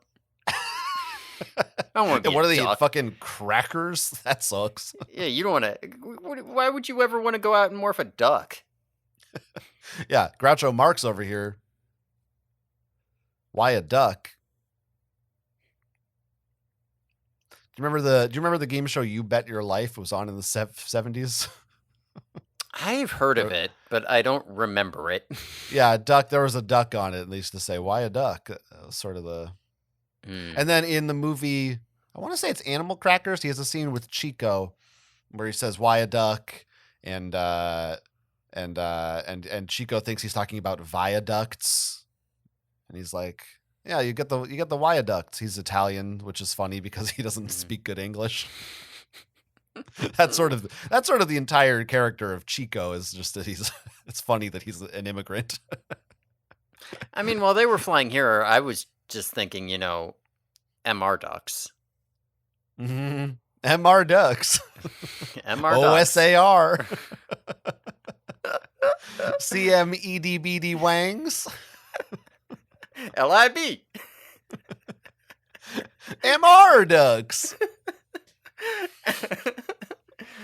All right. Okay. All right. All So then right. we meet the governor, right? I mean, we're going to get to that. Yeah. So, okay. There's actually, I have some things to bring up from Seropedia, and one of them is a good point, and two of them are not good points. But I want to talk about them because they piss me off. Okay. So, okay, the first thing, they get out here to the capital, and they're like, "Oh shit, the governor isn't here because it's Saturday, so probably at their house." Where's that? I don't know. When we get there, what's the governor look like? What's the governor's name? I don't know. And Axe is kind of pissed off, where he's like, "How do you not know? How?" Which is a fair question. Why don't you ever plan anything ever? You have the internet. I would like to read a Seropedia goof here, Okay. which this one's the good one. In The Capture, which is book 6, the then 13-year-old Animorphs knew enough about their governor to know his gender, his potential presidential candidacy, and his eventual off-the-books medical operation. However, in this book, the seasoned intelligence-gathering young adult Animorphs are unaware of what their governor looks like, let alone the name. Yeah. Yeah. I mean, I could defend Yeah. that a little bit. Okay. Well, they probably, when they were 13, they just had a social studies class where the teacher taught them that stuff, but That now makes they'd sense. forgot it. Yeah. Okay. That makes a lot of sense. Okay, solved. Next. Okay. I mean, I do like that Axe is not happy about it. I enjoy that. Mm-hmm. Okay, so now here's some bad complaints. Okay. They go go to the governor's mansion, right? Well, I don't know that I would call that a goof, by the way. I just think that's like it's bad. I mean, you could say it's bad writing, but it's not like it's not like a mistake necessarily. I That's don't fair. whatever. It Yeah, doesn't no, matter. I get that. Yeah. Okay, so first one, they go to the governor's mansion, right? Quote, in real life, this is trivia. In real life, the California governor's mansion was not being used as a residence for the sitting governor from 1967 till 2015. Since 1970, it has been a historic house museum and open to the public. It can be assumed that in the Animorphs universe, the governor chose to live there instead of elsewhere, similar to how Governor Jerry Brown did in 2015.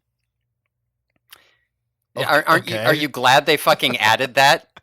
Well, I am a little glad. There's another bit of trivia under that says it is not specified precisely where the governor travels to in a limousine from the governor's mansion, but it can't be the Capitol building, as California's capital is only 5 or 6 blocks away from the official mansion. Since interstates and many other roads are described, possibly I-5 or I-80, or one of the state routes nearby, it is likely that the governor first witnesses, that this next scene happens at a hotel or a convention center a few miles away, somewhere that campaign fundraising and a banquet with dancing would occur. Yeah, no, that I- one I hate. I'm so unhappy. Also, you want to hate this one even more?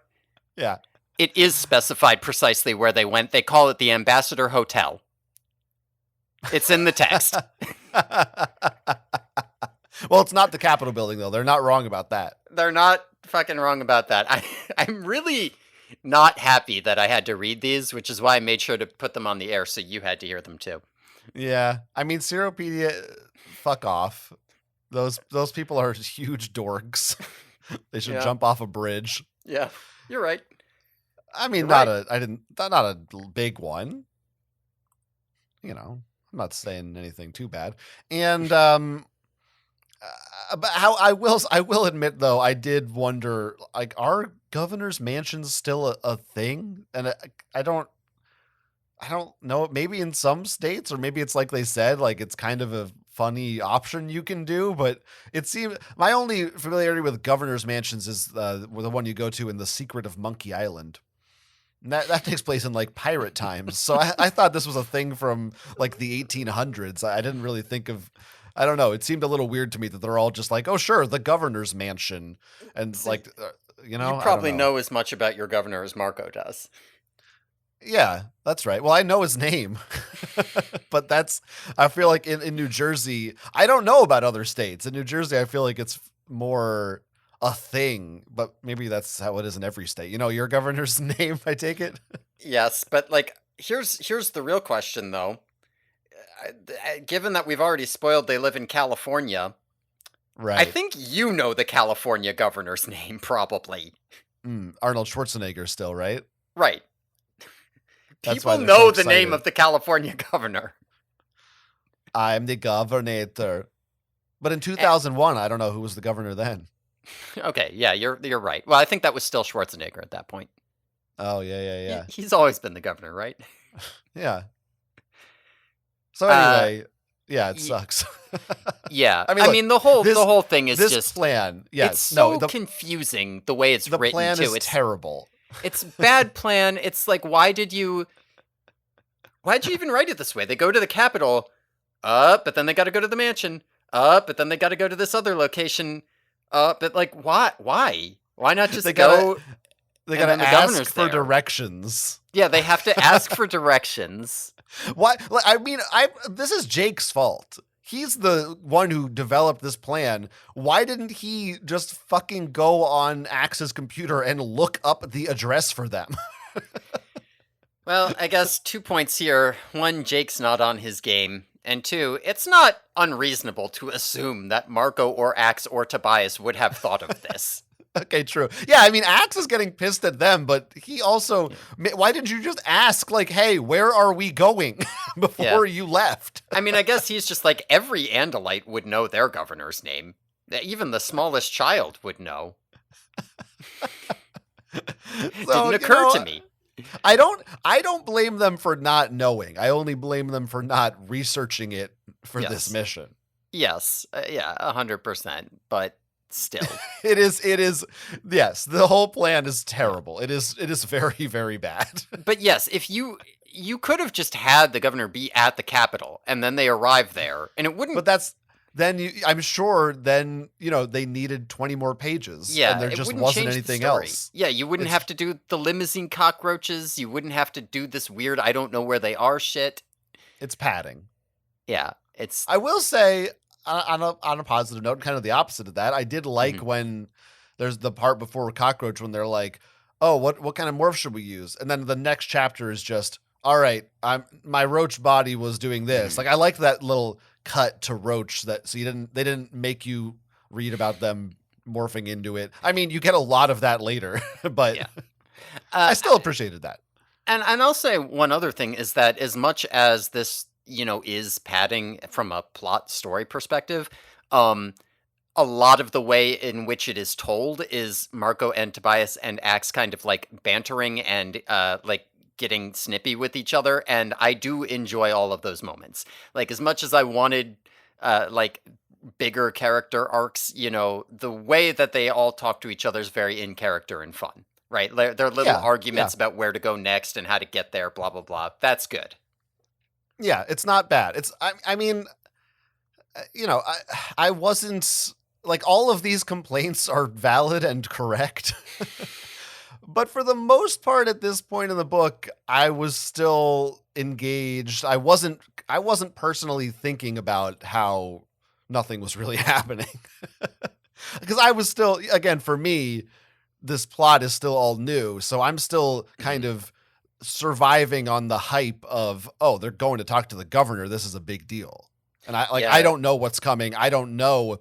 Are we gonna see Jake again? Is James gonna show up? I don't have these answers, so I'm still kind of in it. Yeah, meanwhile, I'm reading this book and being like, "Oh, this is why I didn't remember anything else from the book because nothing else happens." So I'm having a little bit of a worse time than you. Yeah, right.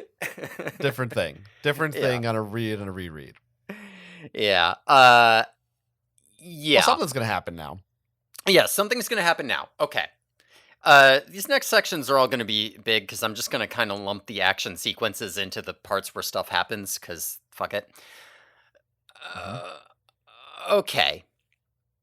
So the limousine, they're under the limousine. It stops, two people get out.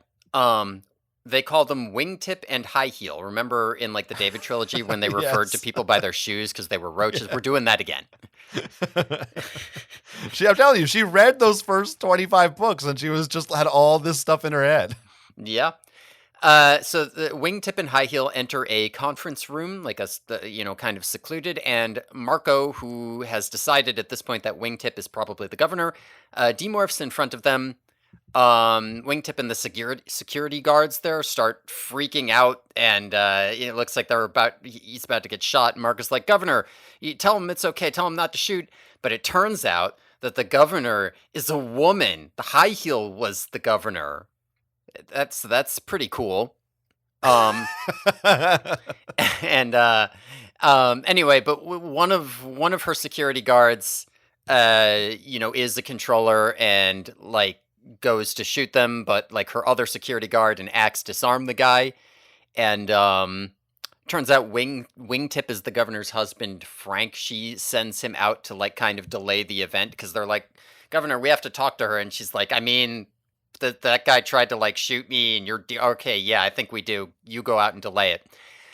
Marco kind of realizes that the husband Frank has been a little too calm this whole time, and he's like, "Oh shit, he's a controller." So he's like, "All right, Governor Lady, we got to get out of here. We got to get out now." Um, Immediately, Frank comes back with a bunch of Hork-Bajir, and a huge action scene starts. Um, Thus follows, I think, 5 chapters of fighting, which I will summarize very quickly.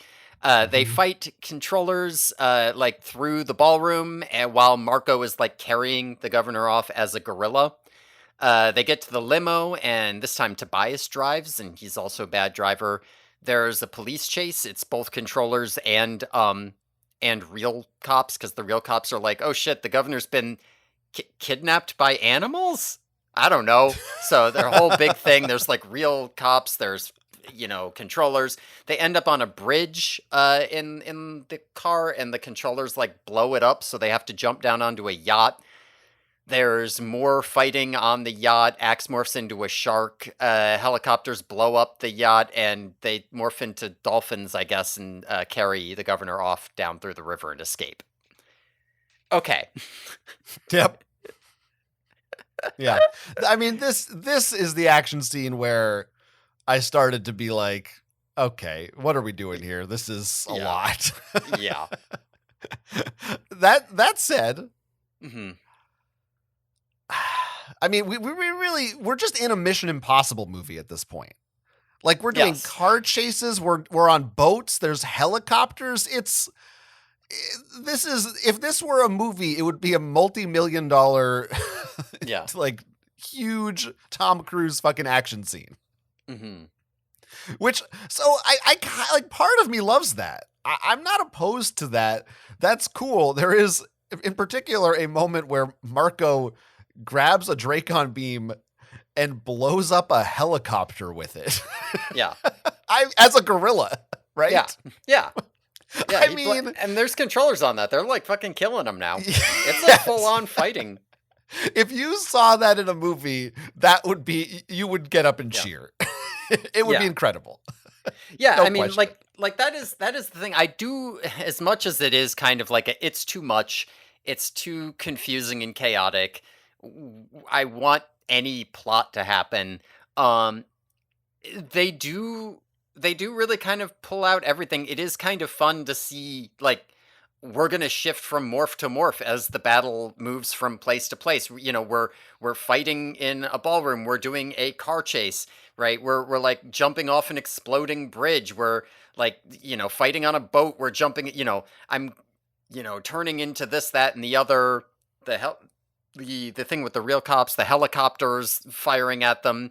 The real cop who's all like, "Do not open fire." They have the governor, and then the controllers start opening fire anyway. It's all chaos. It's all fun.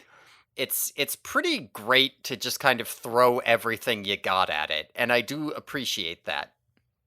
Yeah. So, I mean, there was a lot of the car chase in particular that I thought was the weakest part that was Hmm. the hardest to follow. Yeah. That was where I was the most in my head, just like, okay, you're going around corners. You're in a like, what am I supposed to be Hmm. latching onto here? Just get to the place. Yes. Despite that, in that time, we still get good like Marco Tobias axe banter.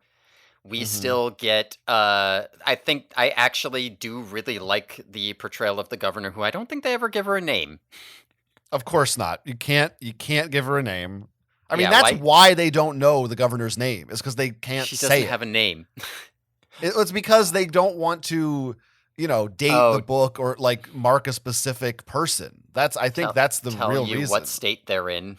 Right, exactly. That's the only reason. So that probably was a mandate from Kay Applegate. Was like, oh, you can't.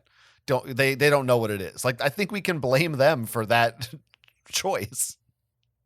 Oh my Anyway. god. You're right. I mean, you're right. But I do like her. I do, enjoy the scenes where Axe is like ridiculously happy to actually be like serving somebody in an actual position of authority because he's a little bootlicker shit Yeah.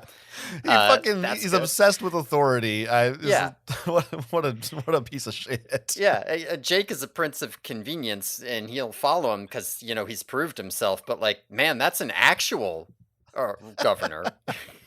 Yeah, spend a day with the Governor Axe and you'll see how much you respect them. Oh, But he'll love it. yeah. Yeah, no, I mean, I do. You had also said like, how many times are we going to get this scene where they have to explain Mhm. who they are to people, and yeah, it's going to keep happening. But I do like here that they don't really do it. Like Marco demorphs, and she's like, "What the fuck is that?" And he's like, "I'm gonna explain everything." Oh wait, no, I'm not. They're shooting at us. Your husband is trying to kill you. Right? It's like, Mhm. we don't have to explain that it's a big deal. She can tell that whatever's happening is a big deal. Yeah, she does really listen to these alien animal hybrid children and she's going to do exactly what they say in the Hmm. next scene. Which, at this point we don't have time, well, certainly Hmm. not anymore after all this to really have her push back on it. I do think there's something to the fact that she is a woman that makes this more believable that if it were a male governor, he would be more likely to be like, fuck you kids, get out of here. I don't know if that's right, but that's how I feel. Because in your mind, you imagine that women are just submissive, little obedient girls who take your orders. That's just how you picture them. I Because wouldn't say I little. get it. I don't think like that. But Right. I know about you and how your brain works. No, Whereas you I think think that men are like strong-willed and decision makers and independent thinkers. no, Like I think I that get women what you're implying. listen, women are what I'm saying is that women are nurturing and they're all my mommy. And they I'm a good boy and they make me cookies and rub my head. And daddy is mean and he gets his belt and hits me. But I think we're Okay. saying the same thing. Yeah. Okay. I can get behind that. Um, I did add, Oh, I did just yeah. submit on Seropedia a goof that, women can't be the governor. How did they miss that one? There's a good bit. I might as well just say it here because it Yeah. doesn't really matter that it happens later. But at the very end, there's a really good bit because Marco here is shocked that the governor's a woman. And Yeah. like once they get to the end, they see Rachel's like, "Wait, our governor's a woman?" And Marco goes, "Well, yeah, she's a woman, Rachel. What, you didn't know that?" It's Yeah. really good. Well, and here they kind of set it up too, because when they're Yeah. shocked, Tobias is like, "Don't tell Rachel about this." Yeah. It is funny, and then Tobias is like, "So Marco, there's this doctor can't operate on a kid because the doctor says that's my son, but it's not the kid's father. Oh, what happened?" And Marco's stumped. Right. Yeah, Right. I don't know. It's Yeah. I mean, I I don't know. do listen. It does kind of work for me because the governor does. She does kind of immediately come off with this like kind of authoritative personality where you kind of assume that she is used to being listened to, and like right off the bat, like she has this whole scene where she's like, Marco's like, that guy's gonna shoot me, and she's like, no, he's not. He's in fact gonna put his gun down right now, and then he starts shooting at them. And then also right after that, her husband is shouting like, kill her if you have to, don't let him get away. So like you can kind of, there is this sense of like, yes, whatever she thought she knew about how all this shit worked is completely wrong. And Mm, yeah, I mean, honestly, at a certain point, they're more like, what the fuck is axe? How are they turning into dolphins? You know what? It's aliens. It's aliens. Brain controlling parasites. Fine. yeah. It explains it. What else you want? It explains why my husband's been such a douchebag lately. Yeah. Yeah, she's a for the short amount of time you get the governor in here, Hmm. she's a good character. Yeah. No, I think that she works and she's pretty good here. And I do unironically think the fact that she is a woman, I don't know why I don't know if this will get me in trouble for saying it, but I feel like that everything will. Who cares? That y- does a lot of the heavy lifting. Like, if this were mm, a male governor, like I just think it would feel stale. It would feel boring.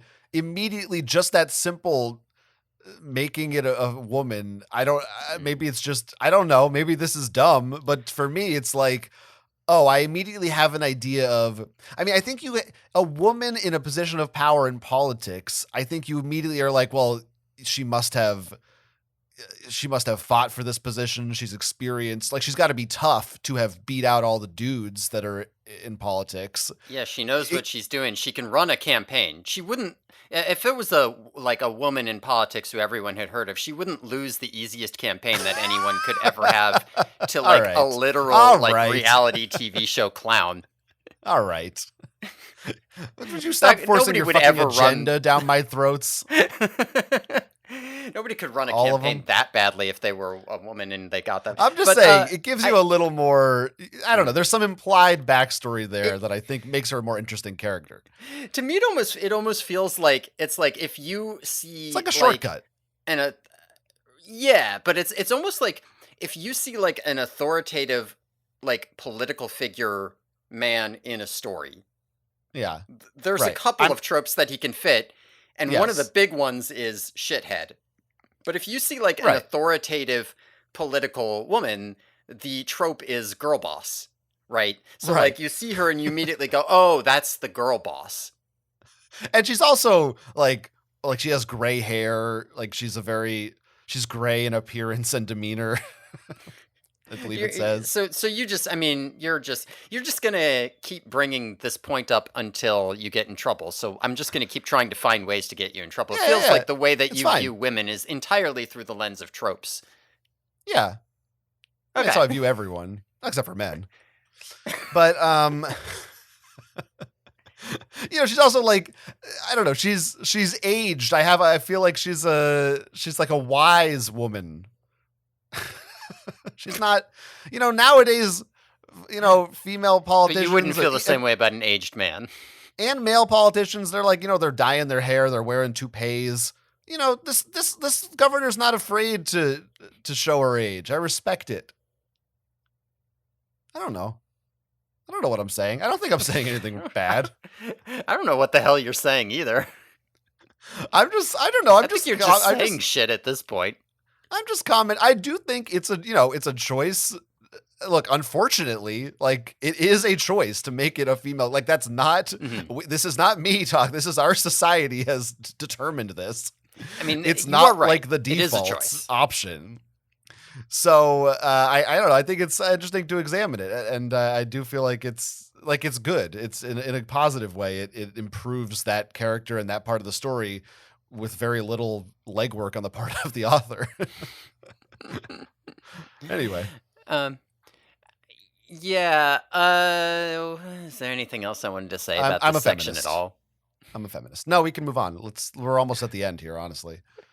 Yeah, I mean, honestly, we were only about halfway through when they met the governor, but we are actually almost at the end now because of that Yeah. action sequence.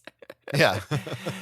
Okay. All right. So we've come back to her office at her home at the mansion.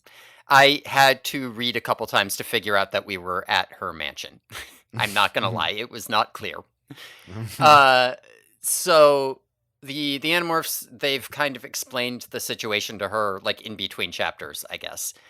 Uh, and so she starts calling up like all of the National Guard commanders so she can start like ordering them to stand down and not report here in whatever state this may be, in an attempt to kind of mitigate this gathering that the Yerks are doing. Um, as she's going through and doing this, she realizes that a Lieutenant Colonel Larson has been on an exercise in the desert for 2 weeks, so his entire battalion is like certified Yerk free safe.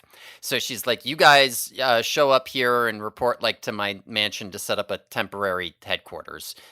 Um, she also calls on a Major McDonald to come be her personal bodyguard since she knows he's safe too because he's been, I don't know, out of the country or some shit, whatever. He arrives. There's a scene where they brief him on the situation, and but very quickly, a whole bunch of Yerks also show up, like tons and tons of them. Marco acquires the governor in a like while giving her a handshake, and then he goes out and pretends to be her and in order to create a diversion, um, and he The intentionally gets diversion? kidnapped. The diversion, yeah. He intentionally gets kidnapped by Visser 3 and his goons, and they're like, okay, now we have the governor, and they all drive away. And after they've gone, Tobias and X bust into the vehicle and free Marco, and they all fly away again as ducks. Free Marco, I'll take one. All right. That's everything except the last chapter. Yeah, so okay, so again, I mean, she does what they want. The plan is 100% successful after this, I mean, besides all this business.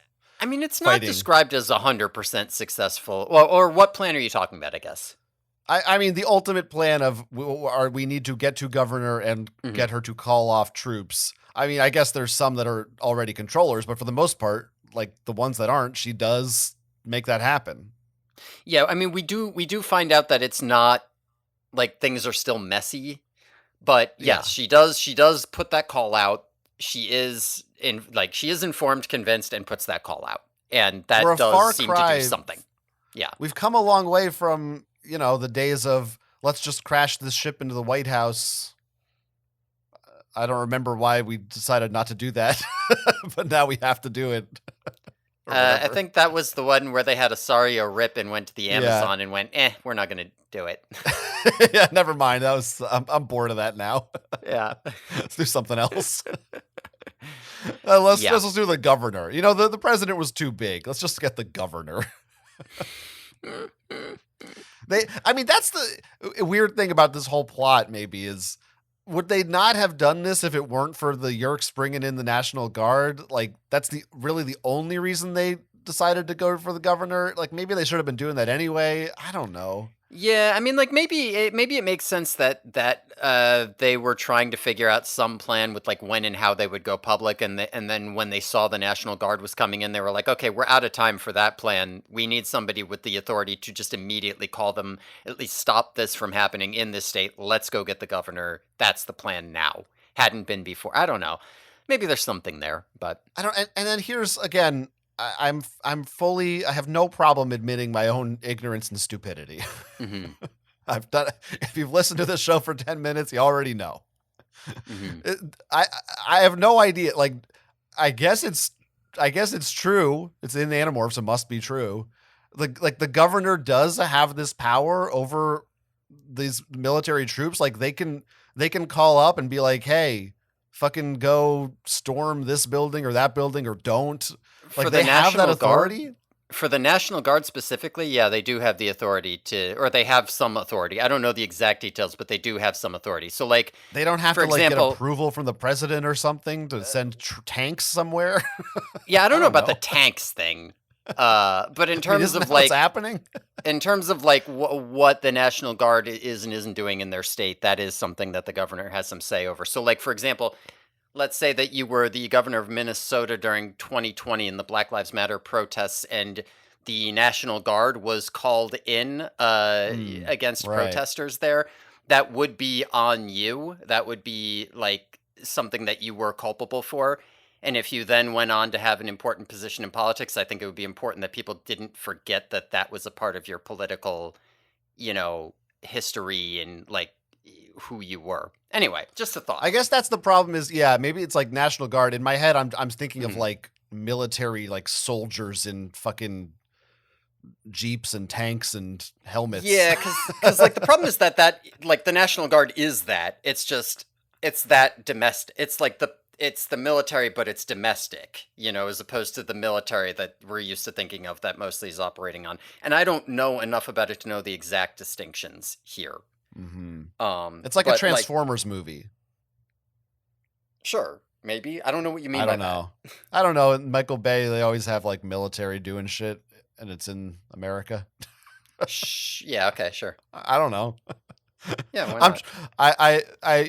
you know how I can only relate things to fictional media, so I had to find something to cling to. Pretty fucking sad that it's Michael Bay Well, Transformers if you're out of looking all for the a things. military presence in a film, you go to Michael Bay, I think. I get it. And I in get it. America too, you know. I get it. Okay, so sure. Yeah. Okay, that's just So me not knowing anything. But you educated me.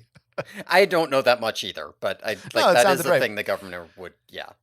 It's it's a good thing that there's definitely no Yerk pools in Paris because why would the Yerks ever want to go to France? So we Well, can definitely trust them. if you Those recall, Kay Applegate specifically said in one of her Q&As that the Yerks had trouble with invading France because of the French penchant for eating snails, right. Which of course the Animorphs know. which is That canon. Yeah. that's why they have no qualms about, oh, they were in Paris, surely there's no Yerk pool there. They must be Yeah. humans. Now that's only the one guy. The other, I do think that the guy who was like, we took him out to like a remote desert to do a training exercise for 2 weeks is Yeah. probably fine. But even then Unless it's that like, guy was a Yerk and brought a portable Kandrona with intent to yeah, infest everybody yes. there.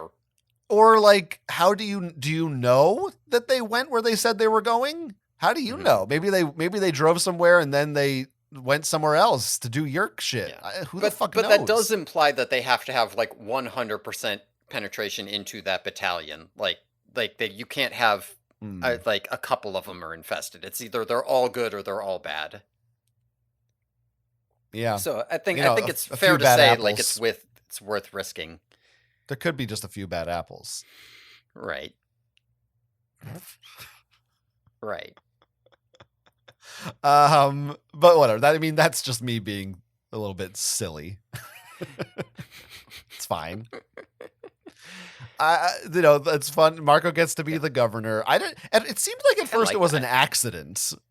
They Mm. weren't. He's like, I held her hand a little too long, and it made Oh me no, think I he just think did it by that's mistake. I'm pretty sure that's on purpose, yeah. Yeah, I mean, it must have been because I'm like, when did he develop this plan? But he kind of gets to do a Bugs Bunny routine on Visser One. I mean, honestly, I love that whole bit where he's just sitting there trying to pretend to be the, entitled authoritative governor who has no idea what's going on or why you're all here. Excuse me, why are you tying me up?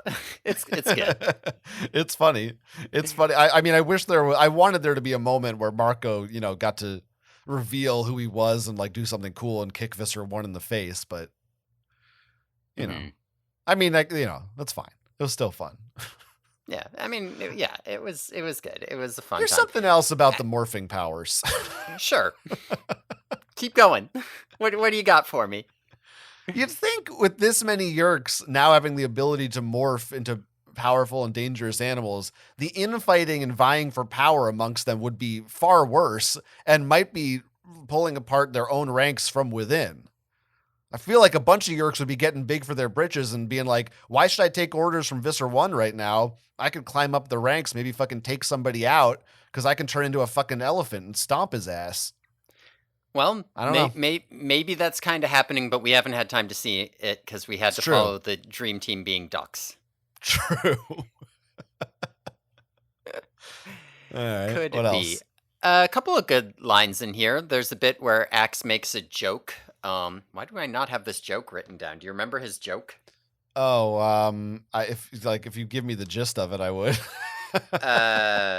Yes, this is the part where Marco is tied up in the controller's car. He's got like a rag stuffed in his mouth, and Axe and Tobias show up to save him. And he's going like oomph oomph, and Right. Tobias is like, "Did you say something?" And Axe says, "I believe Marco is trying to tell us that while he is extremely happy to see us, he enjoys being trussed up, and could we please not remove the filthy satchel from his mouth, as he finds it quite tasty." Yeah. He's a funny guy now. He Also, understands yeah, sarcasm. and he's developed a lot. Yeah, That's character development. yeah. Tobias also then says, "Don't get your skirt in a wad." Oh right. Tobias he's kind of off the rails in this book, I have to say. Like, Hmm. he does a few things that I feel like he's been learning from Rachel that are kind of reckless in regards to like, he just starts shooting like with the tank gun and he's just like driving the car and going crazy. I feel like he's just going a little nuts. I don't know. He's letting loose. Yeah. Jake and Rachel both let him off the leash. He's out here with his bros. Gonna That's get a right. little That's what wild out happens. on a road That's what trip. happens. That's Yeah. right. There's also the controllers also are joking around too in the car. I forget what they say, but they're like making fun of Marco or something, and he's like, "Oh, great! I got the funny controllers." Oh geez, I do sort of remember that, but I don't have it written down. Yeah, I'm trying to find it. I can't remember, but it was kind of funny, except it was also like, Oh, so I these think yerks are funny. I think it's just where Marco is like threatening to bring them up on charges, and they're like, "Oh no, not Oh, right. charges." Yeah, Yeah, yeah, yeah. They're like, "Oh, I'm so scared." I mean, yeah. it's pretty dumb, but whatever. Um, there's also going back to some of the earlier things in the governor's office where she's calling up different National Guard guys where we have the McDonald and all those people. Those I like the bit where she calls up a General Sherman and tells him to stand down, and he kind of resists her command. And Axe is like, "Oh, he must be a controller," and she's like, "Nah, he's just a sexist." Yeah, see, Like, there's another example. That's why it's good. it was fun. I Yeah. liked that. That was a He good has funny trouble scene. taking orders from a woman, I think she says. Yeah. Yeah, basically. I also do think I think that's a very funny line after they brief her and she says, "Oh, thank God. I thought something much worse was happening. We can fight aliens." Right. Yeah, That she's fun. She's that's no almost nonsense, this a broad. Can I like say a that? that's almost Is like that a okay to Puppet say? Masters type of thing, right? Like again, patreon.com/the Yerky Boys. Hear us listen to Mm. Puppet Masters in more detail. But like I think there's some sense where it's like there's so much chaos. How are we even gonna? The world is falling apart. What the fuck is? Oh, they're aliens. They have specific abilities. Okay, there's a 3-day thing. Okay, we can like vet people. Okay, like there's this kind of like checklist of like, what do you? I have a plan. I have a thing we can do. Let's go through and Mm. do the thing. Yeah, yeah, that's true. Yes, you're getting the bureaucracy. I don't know if that's not really the right word, but yeah, you're getting the agenda laid out, the step by step Mm. plan I on am a a on a rational broad actor scale. type of thing. What? Okay. Okay, just calm What? down over there. What? I'm just saying on a broad Yeah, scale. just calm down over there. What are you talking about? A Russian actor? Right? Is that a pun A I missed? rational actor. A rational Yes, actor. yes, Okay. I don't know. you get it. I don't know. All right. I mean, let's finish this book. Okay, yeah, I think it's time to be done. Okay, so they're all back. They're all back at the Hork-Bajir Valley. Let's oh, excuse me. What Oh happened boy. while they were gone? Remember, because they're gone. Right, right. Now let's find out the less interesting part. Yeah, the part with James and Jake and Toby. Mhm. So I guess they found the main like infestation headquarters, and they for the Yerks, and they attacked it. Just the Yerks were like leading a bunch of National Guard guys in at gunpoint, and they attacked. There was this like super long and intense and drawn out battle.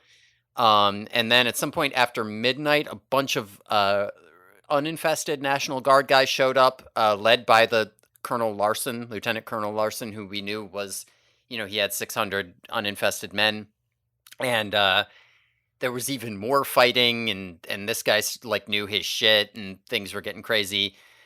Um, it's not clear what the resolution of this fight was. They say that Visser 1 was not stopped, but he was slowed down. So, like, I guess they didn't really win, but they also, like, there were fewer infested than there could have been or something. I'm not sure.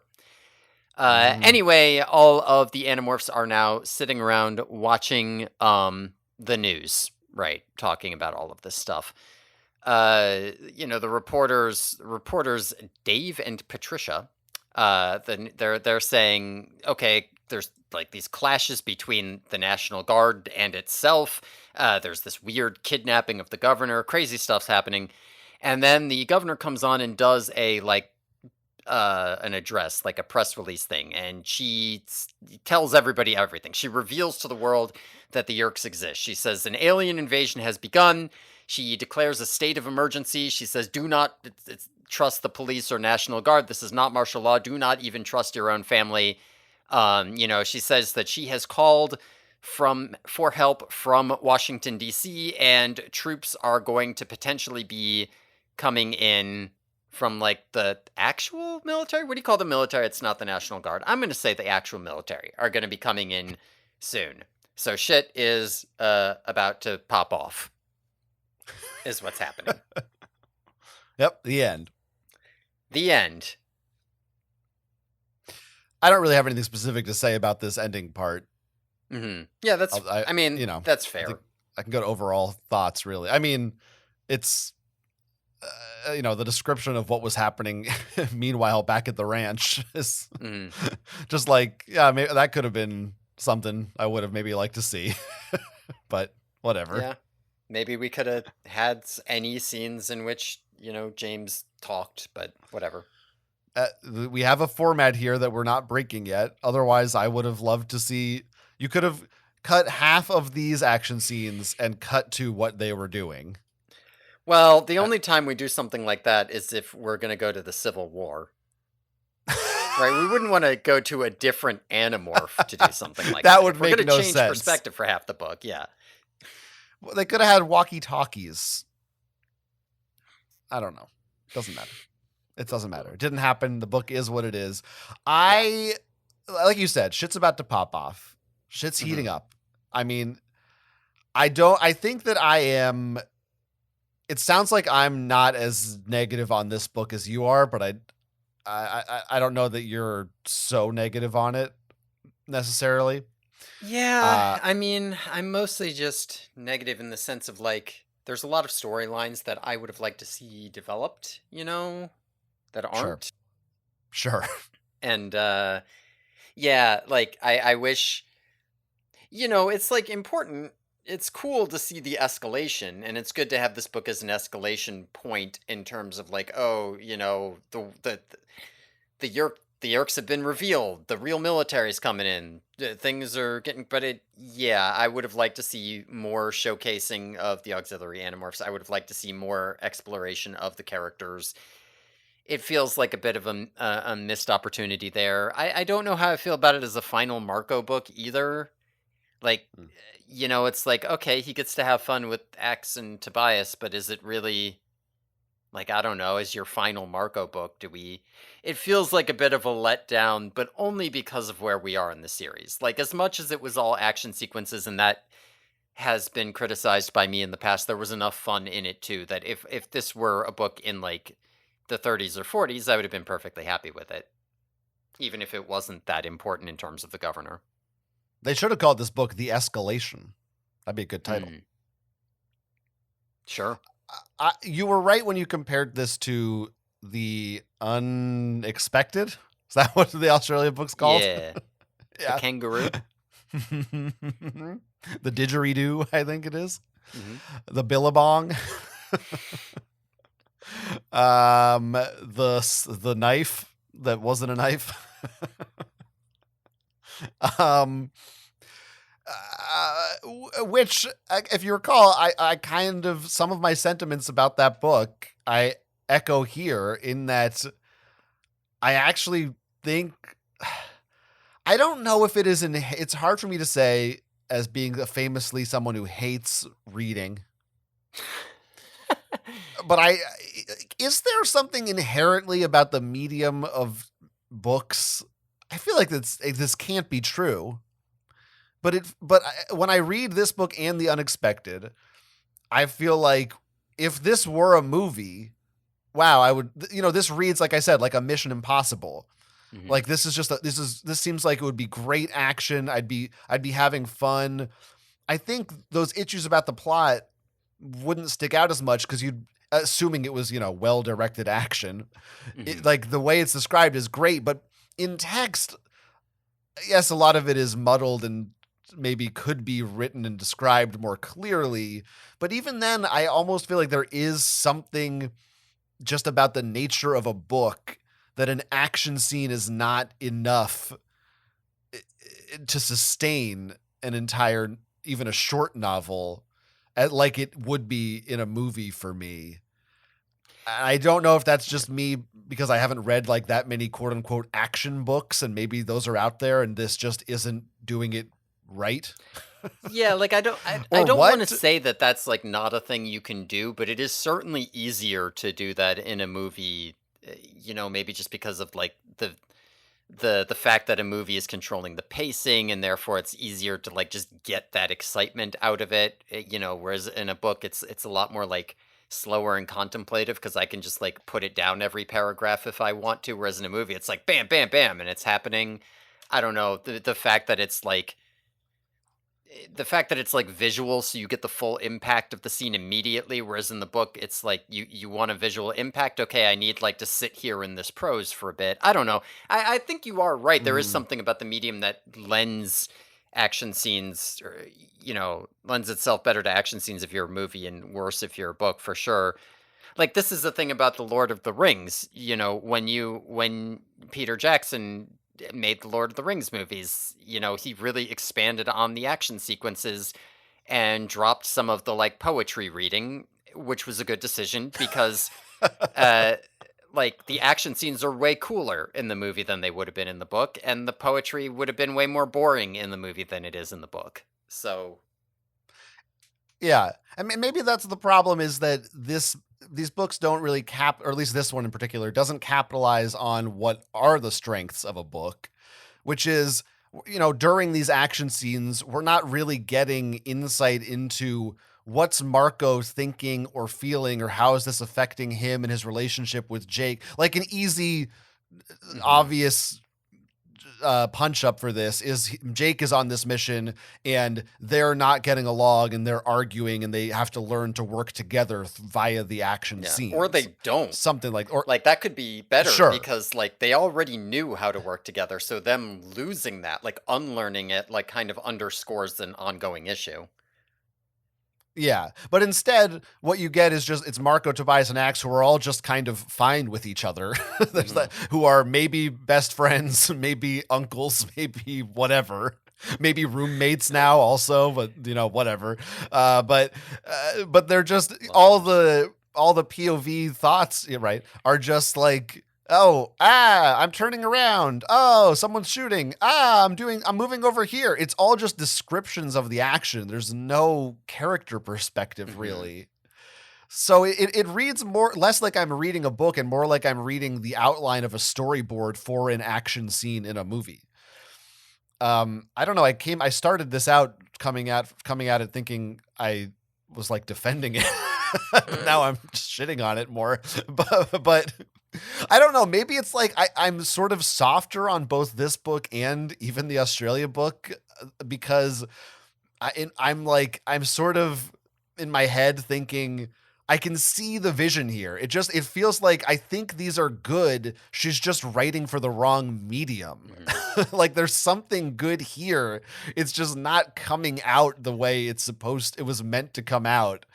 Uh which, doesn't make it better Hmm. necessarily, but But like I don't know. some of those I don't know. scenes with Tobias and Axe and Marco talking in the middle of it, like Axe's joke at the end, or them, Axe being upset Yeah. at them, and oh, don't tell Rachel with the Tobias. Like some of those scenes, those I think do work better in a book than they might in a movie, where you might have to be a little bit punchier there in the middle of an action scene, whereas here you can kind of just have fun with it. And I think those are well done here and good. Like I don't know for sure without like listening to it back, which I'm not going to do. But if like it feels like I may come off more negative about this book than I feel, because it mostly just, Hmm. it's not even that I don't like it. It just feels like a missed opportunity. It just feels like, I'm reading it like, oh right, yeah, I didn't forget things. There just weren't things here. Which, there don't necessarily have Yeah. to be things here if this isn't book 51. Yes, it's a part of the larger problem, which is that we're just so close to the Hmm. end that every every page that's not doing something, it's another page that you will never get back. It's just like, this is it. Yeah. This is what we have. This is the end. If they aren't doing this thing, yeah. So this maybe is the real like last book where this type of thing is even somewhat acceptable. Like Yeah. if and even now, and even that's cutting it close. Yeah, like I like it in the moment, but if you kind of examine its larger place in the bigger picture, it's a little more problematic. But again, I don't have the full picture, so I may even come back to this book at the end of the season and be harsher on it, depending on how things are resolved in the future. Mhm. Well, we only have one Um, more ghost written book. So mhm, so mhm. as long as Kay Applegate gets her shit together. Right. I'm also just generally worried about this level of escalation. It's happening so fast that it's kind of hard for me to really process it. Hmm. And I'm probably beating a dead horse. I'm sure I've said this in the last couple of episodes, but we're really ramping things up to, which is what I've been asking for. So in one hand, I'm like, this is good, but I just wish that they had been doing this for a longer time. I wish that we had a more gradual ramp up to the governor instead of just like boom, fucking tanks, Hmm. birds, governor, bam. I mean, simultaneously as we're saying, not that much happens in this book. Also, kind of a lot happens all at Yeah. once. And I am a little worried. I mean, you kind of have to do this because it's the end game of the books. You have to take it to that next Hmm. level. But I am worried if you lose that guerrilla warfare shtick, do you kind of lose something of what Animorphs is in the process? Are these last three books going to be just large scale military battles with Jake talking about his love of fighter jets? I I don't know how that's gonna be. Like right now, there's just a lot of balls in the air, Hmm. and I don't know how they're gonna land those balls. Yeah, and I mean, I don't necessarily mind the idea that the entire status quo should get overturned for the last few books, as long as, like you say, as long as it's not just Jake talking about how much he loves the M1 Abrams tank. And it's actually like, well, now we can use this completely different situation to explore like how that impacts the characters, that everything has shifted. But yeah, again, we'll see when Yeah, we get to it. yeah. I just want more. I'm afraid. I'm just concerned. I want more time with it. Mhm. I'm not writing it off, and I did enjoy this book. But I'm just nervous. That's Yeah. all. Well, just think back to all the other times that you said you were afraid of where this series was going to go and what it was going to do. Because sometimes you said that and just immediately the series, like, totally did exactly what you wanted and blew your expectations out of the water. And sometimes you said that and that is exactly what happened. So just, And sometimes they just swerve and do some shit. I was like, what the yeah. fuck? Why would you do So that? just keep those options or potential outcomes in mind, and that'll give you the full range of possibilities. It's crazy. 3 books to go. I mean, I can't. The countdown has begun. We're in the countdown. It's the It's final insane. It's countdown. crazy. In 3 weeks, I will know how the Animorphs ends. I will have caught up to 13-year-olds from 20 years ago. It's why I can't even You've been imagine it. doing What a this for like a world. year and a half, and you almost know how it ends. It's hard to believe. It's what a thing it is. Pop Yeah, culture give me references. some refs. M1 Abrams tanks, which Marco knows from his PlayStation games, Tank Commando specifically, Hmm. not a real game. The National Guard itself, I'm counting. Also, Humvees, I think. They mentioned truck and Humvee convos. I think Humvee is like a That might be specific right. I feel like if branded National thing. Guard counts, then like SUV counts. I don't think National Guard counts. No. Well, it doesn't matter if it counts. We just have to open the discussion on it. We just have to mention it and say maybe it does, maybe it doesn't. The listeners can decide. Okay. I mean, Boy Scouts fucking count. We haven't had Boy Scouts. We used to get that reference like It's every because there's no book. sharing anymore. They Right. I forgot about them. Toby went off and fought with the sharing, like at the sharing this book. We didn't see it. Oh Anyway. man. Yeah, that's too bad. Cozy suburban houses on tree-lined Leave It to Beaver streets. Marco fully expects Axe to spend the rest of his life in human morph at Cinnabon. Marco asks the same thing I thought, which is, did you ever see that old movie, The Birds? Just like Tom Holland, Spider-Man in Civil War, when he says, did you ever see that old movie, Star Hmm. Wars or The Empire Strikes Back? They took it from Marco. He's the original Tom Holland. He bats birds away as a gorilla, like King Kong swatting airplanes from the top of the Empire State Building. He rips a lock loose from the tank, the brass folding in his fist like Play-Doh. Again, mentioning the History Channel. Tobias puts on a microphone headset and says, I feel like Britney Spears, to which Marco replies, unfortunately for me, you don't look like her. That's the Marco line of the book, I think. There's a brand new Lexus on the road. Someone says, call the Associated Press. Marco feels guilty. Seagulls dive for a Frito bag. I ate Fritos yesterday, by the way. So Pretty fun. This is where the inside quote comes from. He says, "I was the Energizer Bunny with feathers. The Energizer Birdie." I like that you get to see his process of workshopping his jokes in his head. Sometimes you need to study reliable 747. Sturdy, right? But yeah. Fuck. For some reason, the governor's mansion is creepy, and they refer to it as something straight out of the Addams Family. I don't know. Maybe that's true. Whatever. Maybe if you look up the governor's mansion from whatever the state this might be. Although maybe she just made that up. Maybe she doesn't even know what Kay Applegate wants. It feels like it could be a real detail, because otherwise I don't know why it's there. He says, "Suddenly you're Superman." There's a couple references to capital D dumpsters. Axe skids behind a UPS truck. Like, we get another Frito reference. There's a Frito delivery truck which explodes, and then Fritos rain down on the Animorphs. Sounds like my dream scenario. You notice we didn't talk about that. There's a lot of stuff like that happened in this book. Yeah. I mean, they had like a big shootout on a bridge, like the end of Rise of the Planet of the Apes. That's not one of them, by the way. Doesn't say that in the book. True. That way, I've been watching Tim Burton's Planet of the Apes when this book came out. Someone's wearing a snazzy pair of Nikes. There's M16s the controllers are using.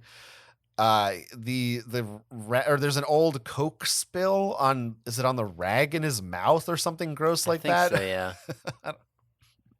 And then Axe is watching CNN at the end. Very good. Okay. That's our references, felt like a lot. And that's our episode. Yeah, it wasn't as much as that Tobias book a couple weeks ago. That's true. but for a Marco book, that's fairly conservative. All right, so it's another one. It's we're trucking. Things are moving along. We're going to see how this goes. Yeah. We plugged our Patreon several times already. Patreon.com/theyerkyboys, $5 a month, blah, blah, blah. But we didn't actually plug at all theyerkyboys@gmail.com, where you can email us. And if you do, we will read it on the air. Questions, comments, death threats, whatever you want. Love letters. We'll read it. You don't have a lot of time left before the series is over, so get them in quick, because after that, we'll have to read them on our many, many episodes to come after we've finished the series. Right. But if you want to be topical, especially for our season recap, which it's weird because we just started the season, and I got to say, think about your season recap emails now, because that's 3 weeks away or 4 weeks away. Maybe it'll be less awkward if we just call it end of season or end of series, right? Our end of series episode. That's not a season recap; it's end of series. Is it awkward? I don't even know that it was awkward. Well, I thought you said that it felt weird. Whatever. I don't know. Well, it's just because it's coming so soon. Sure. I'm not used to it. That's what all the ladies say in bed with me. Also on the Patreon this week, we are going to be talking about the internet. So you don't want to miss that episode. It's going to be fun. And you can follow me online. I have other podcasts and stuff. You can find links to my social media and my website and whatever in the description. And you can find Will's social media in there too. How about that? Can you now? Because I never plug it. I haven't plugged it in like a year. Yeah. Well, that's what I'm telling you. You're a Blues guy. It's in there, so you can follow him there. Follow us both. I'm not even going to say it out loud. You got to do some reading. Thanks, everyone, for listening. Tune in next time when we'll be talking about Book 52, The Sacrifice, in which Axe turns into a raccoon on The Yerky Boys. All right, pretty good.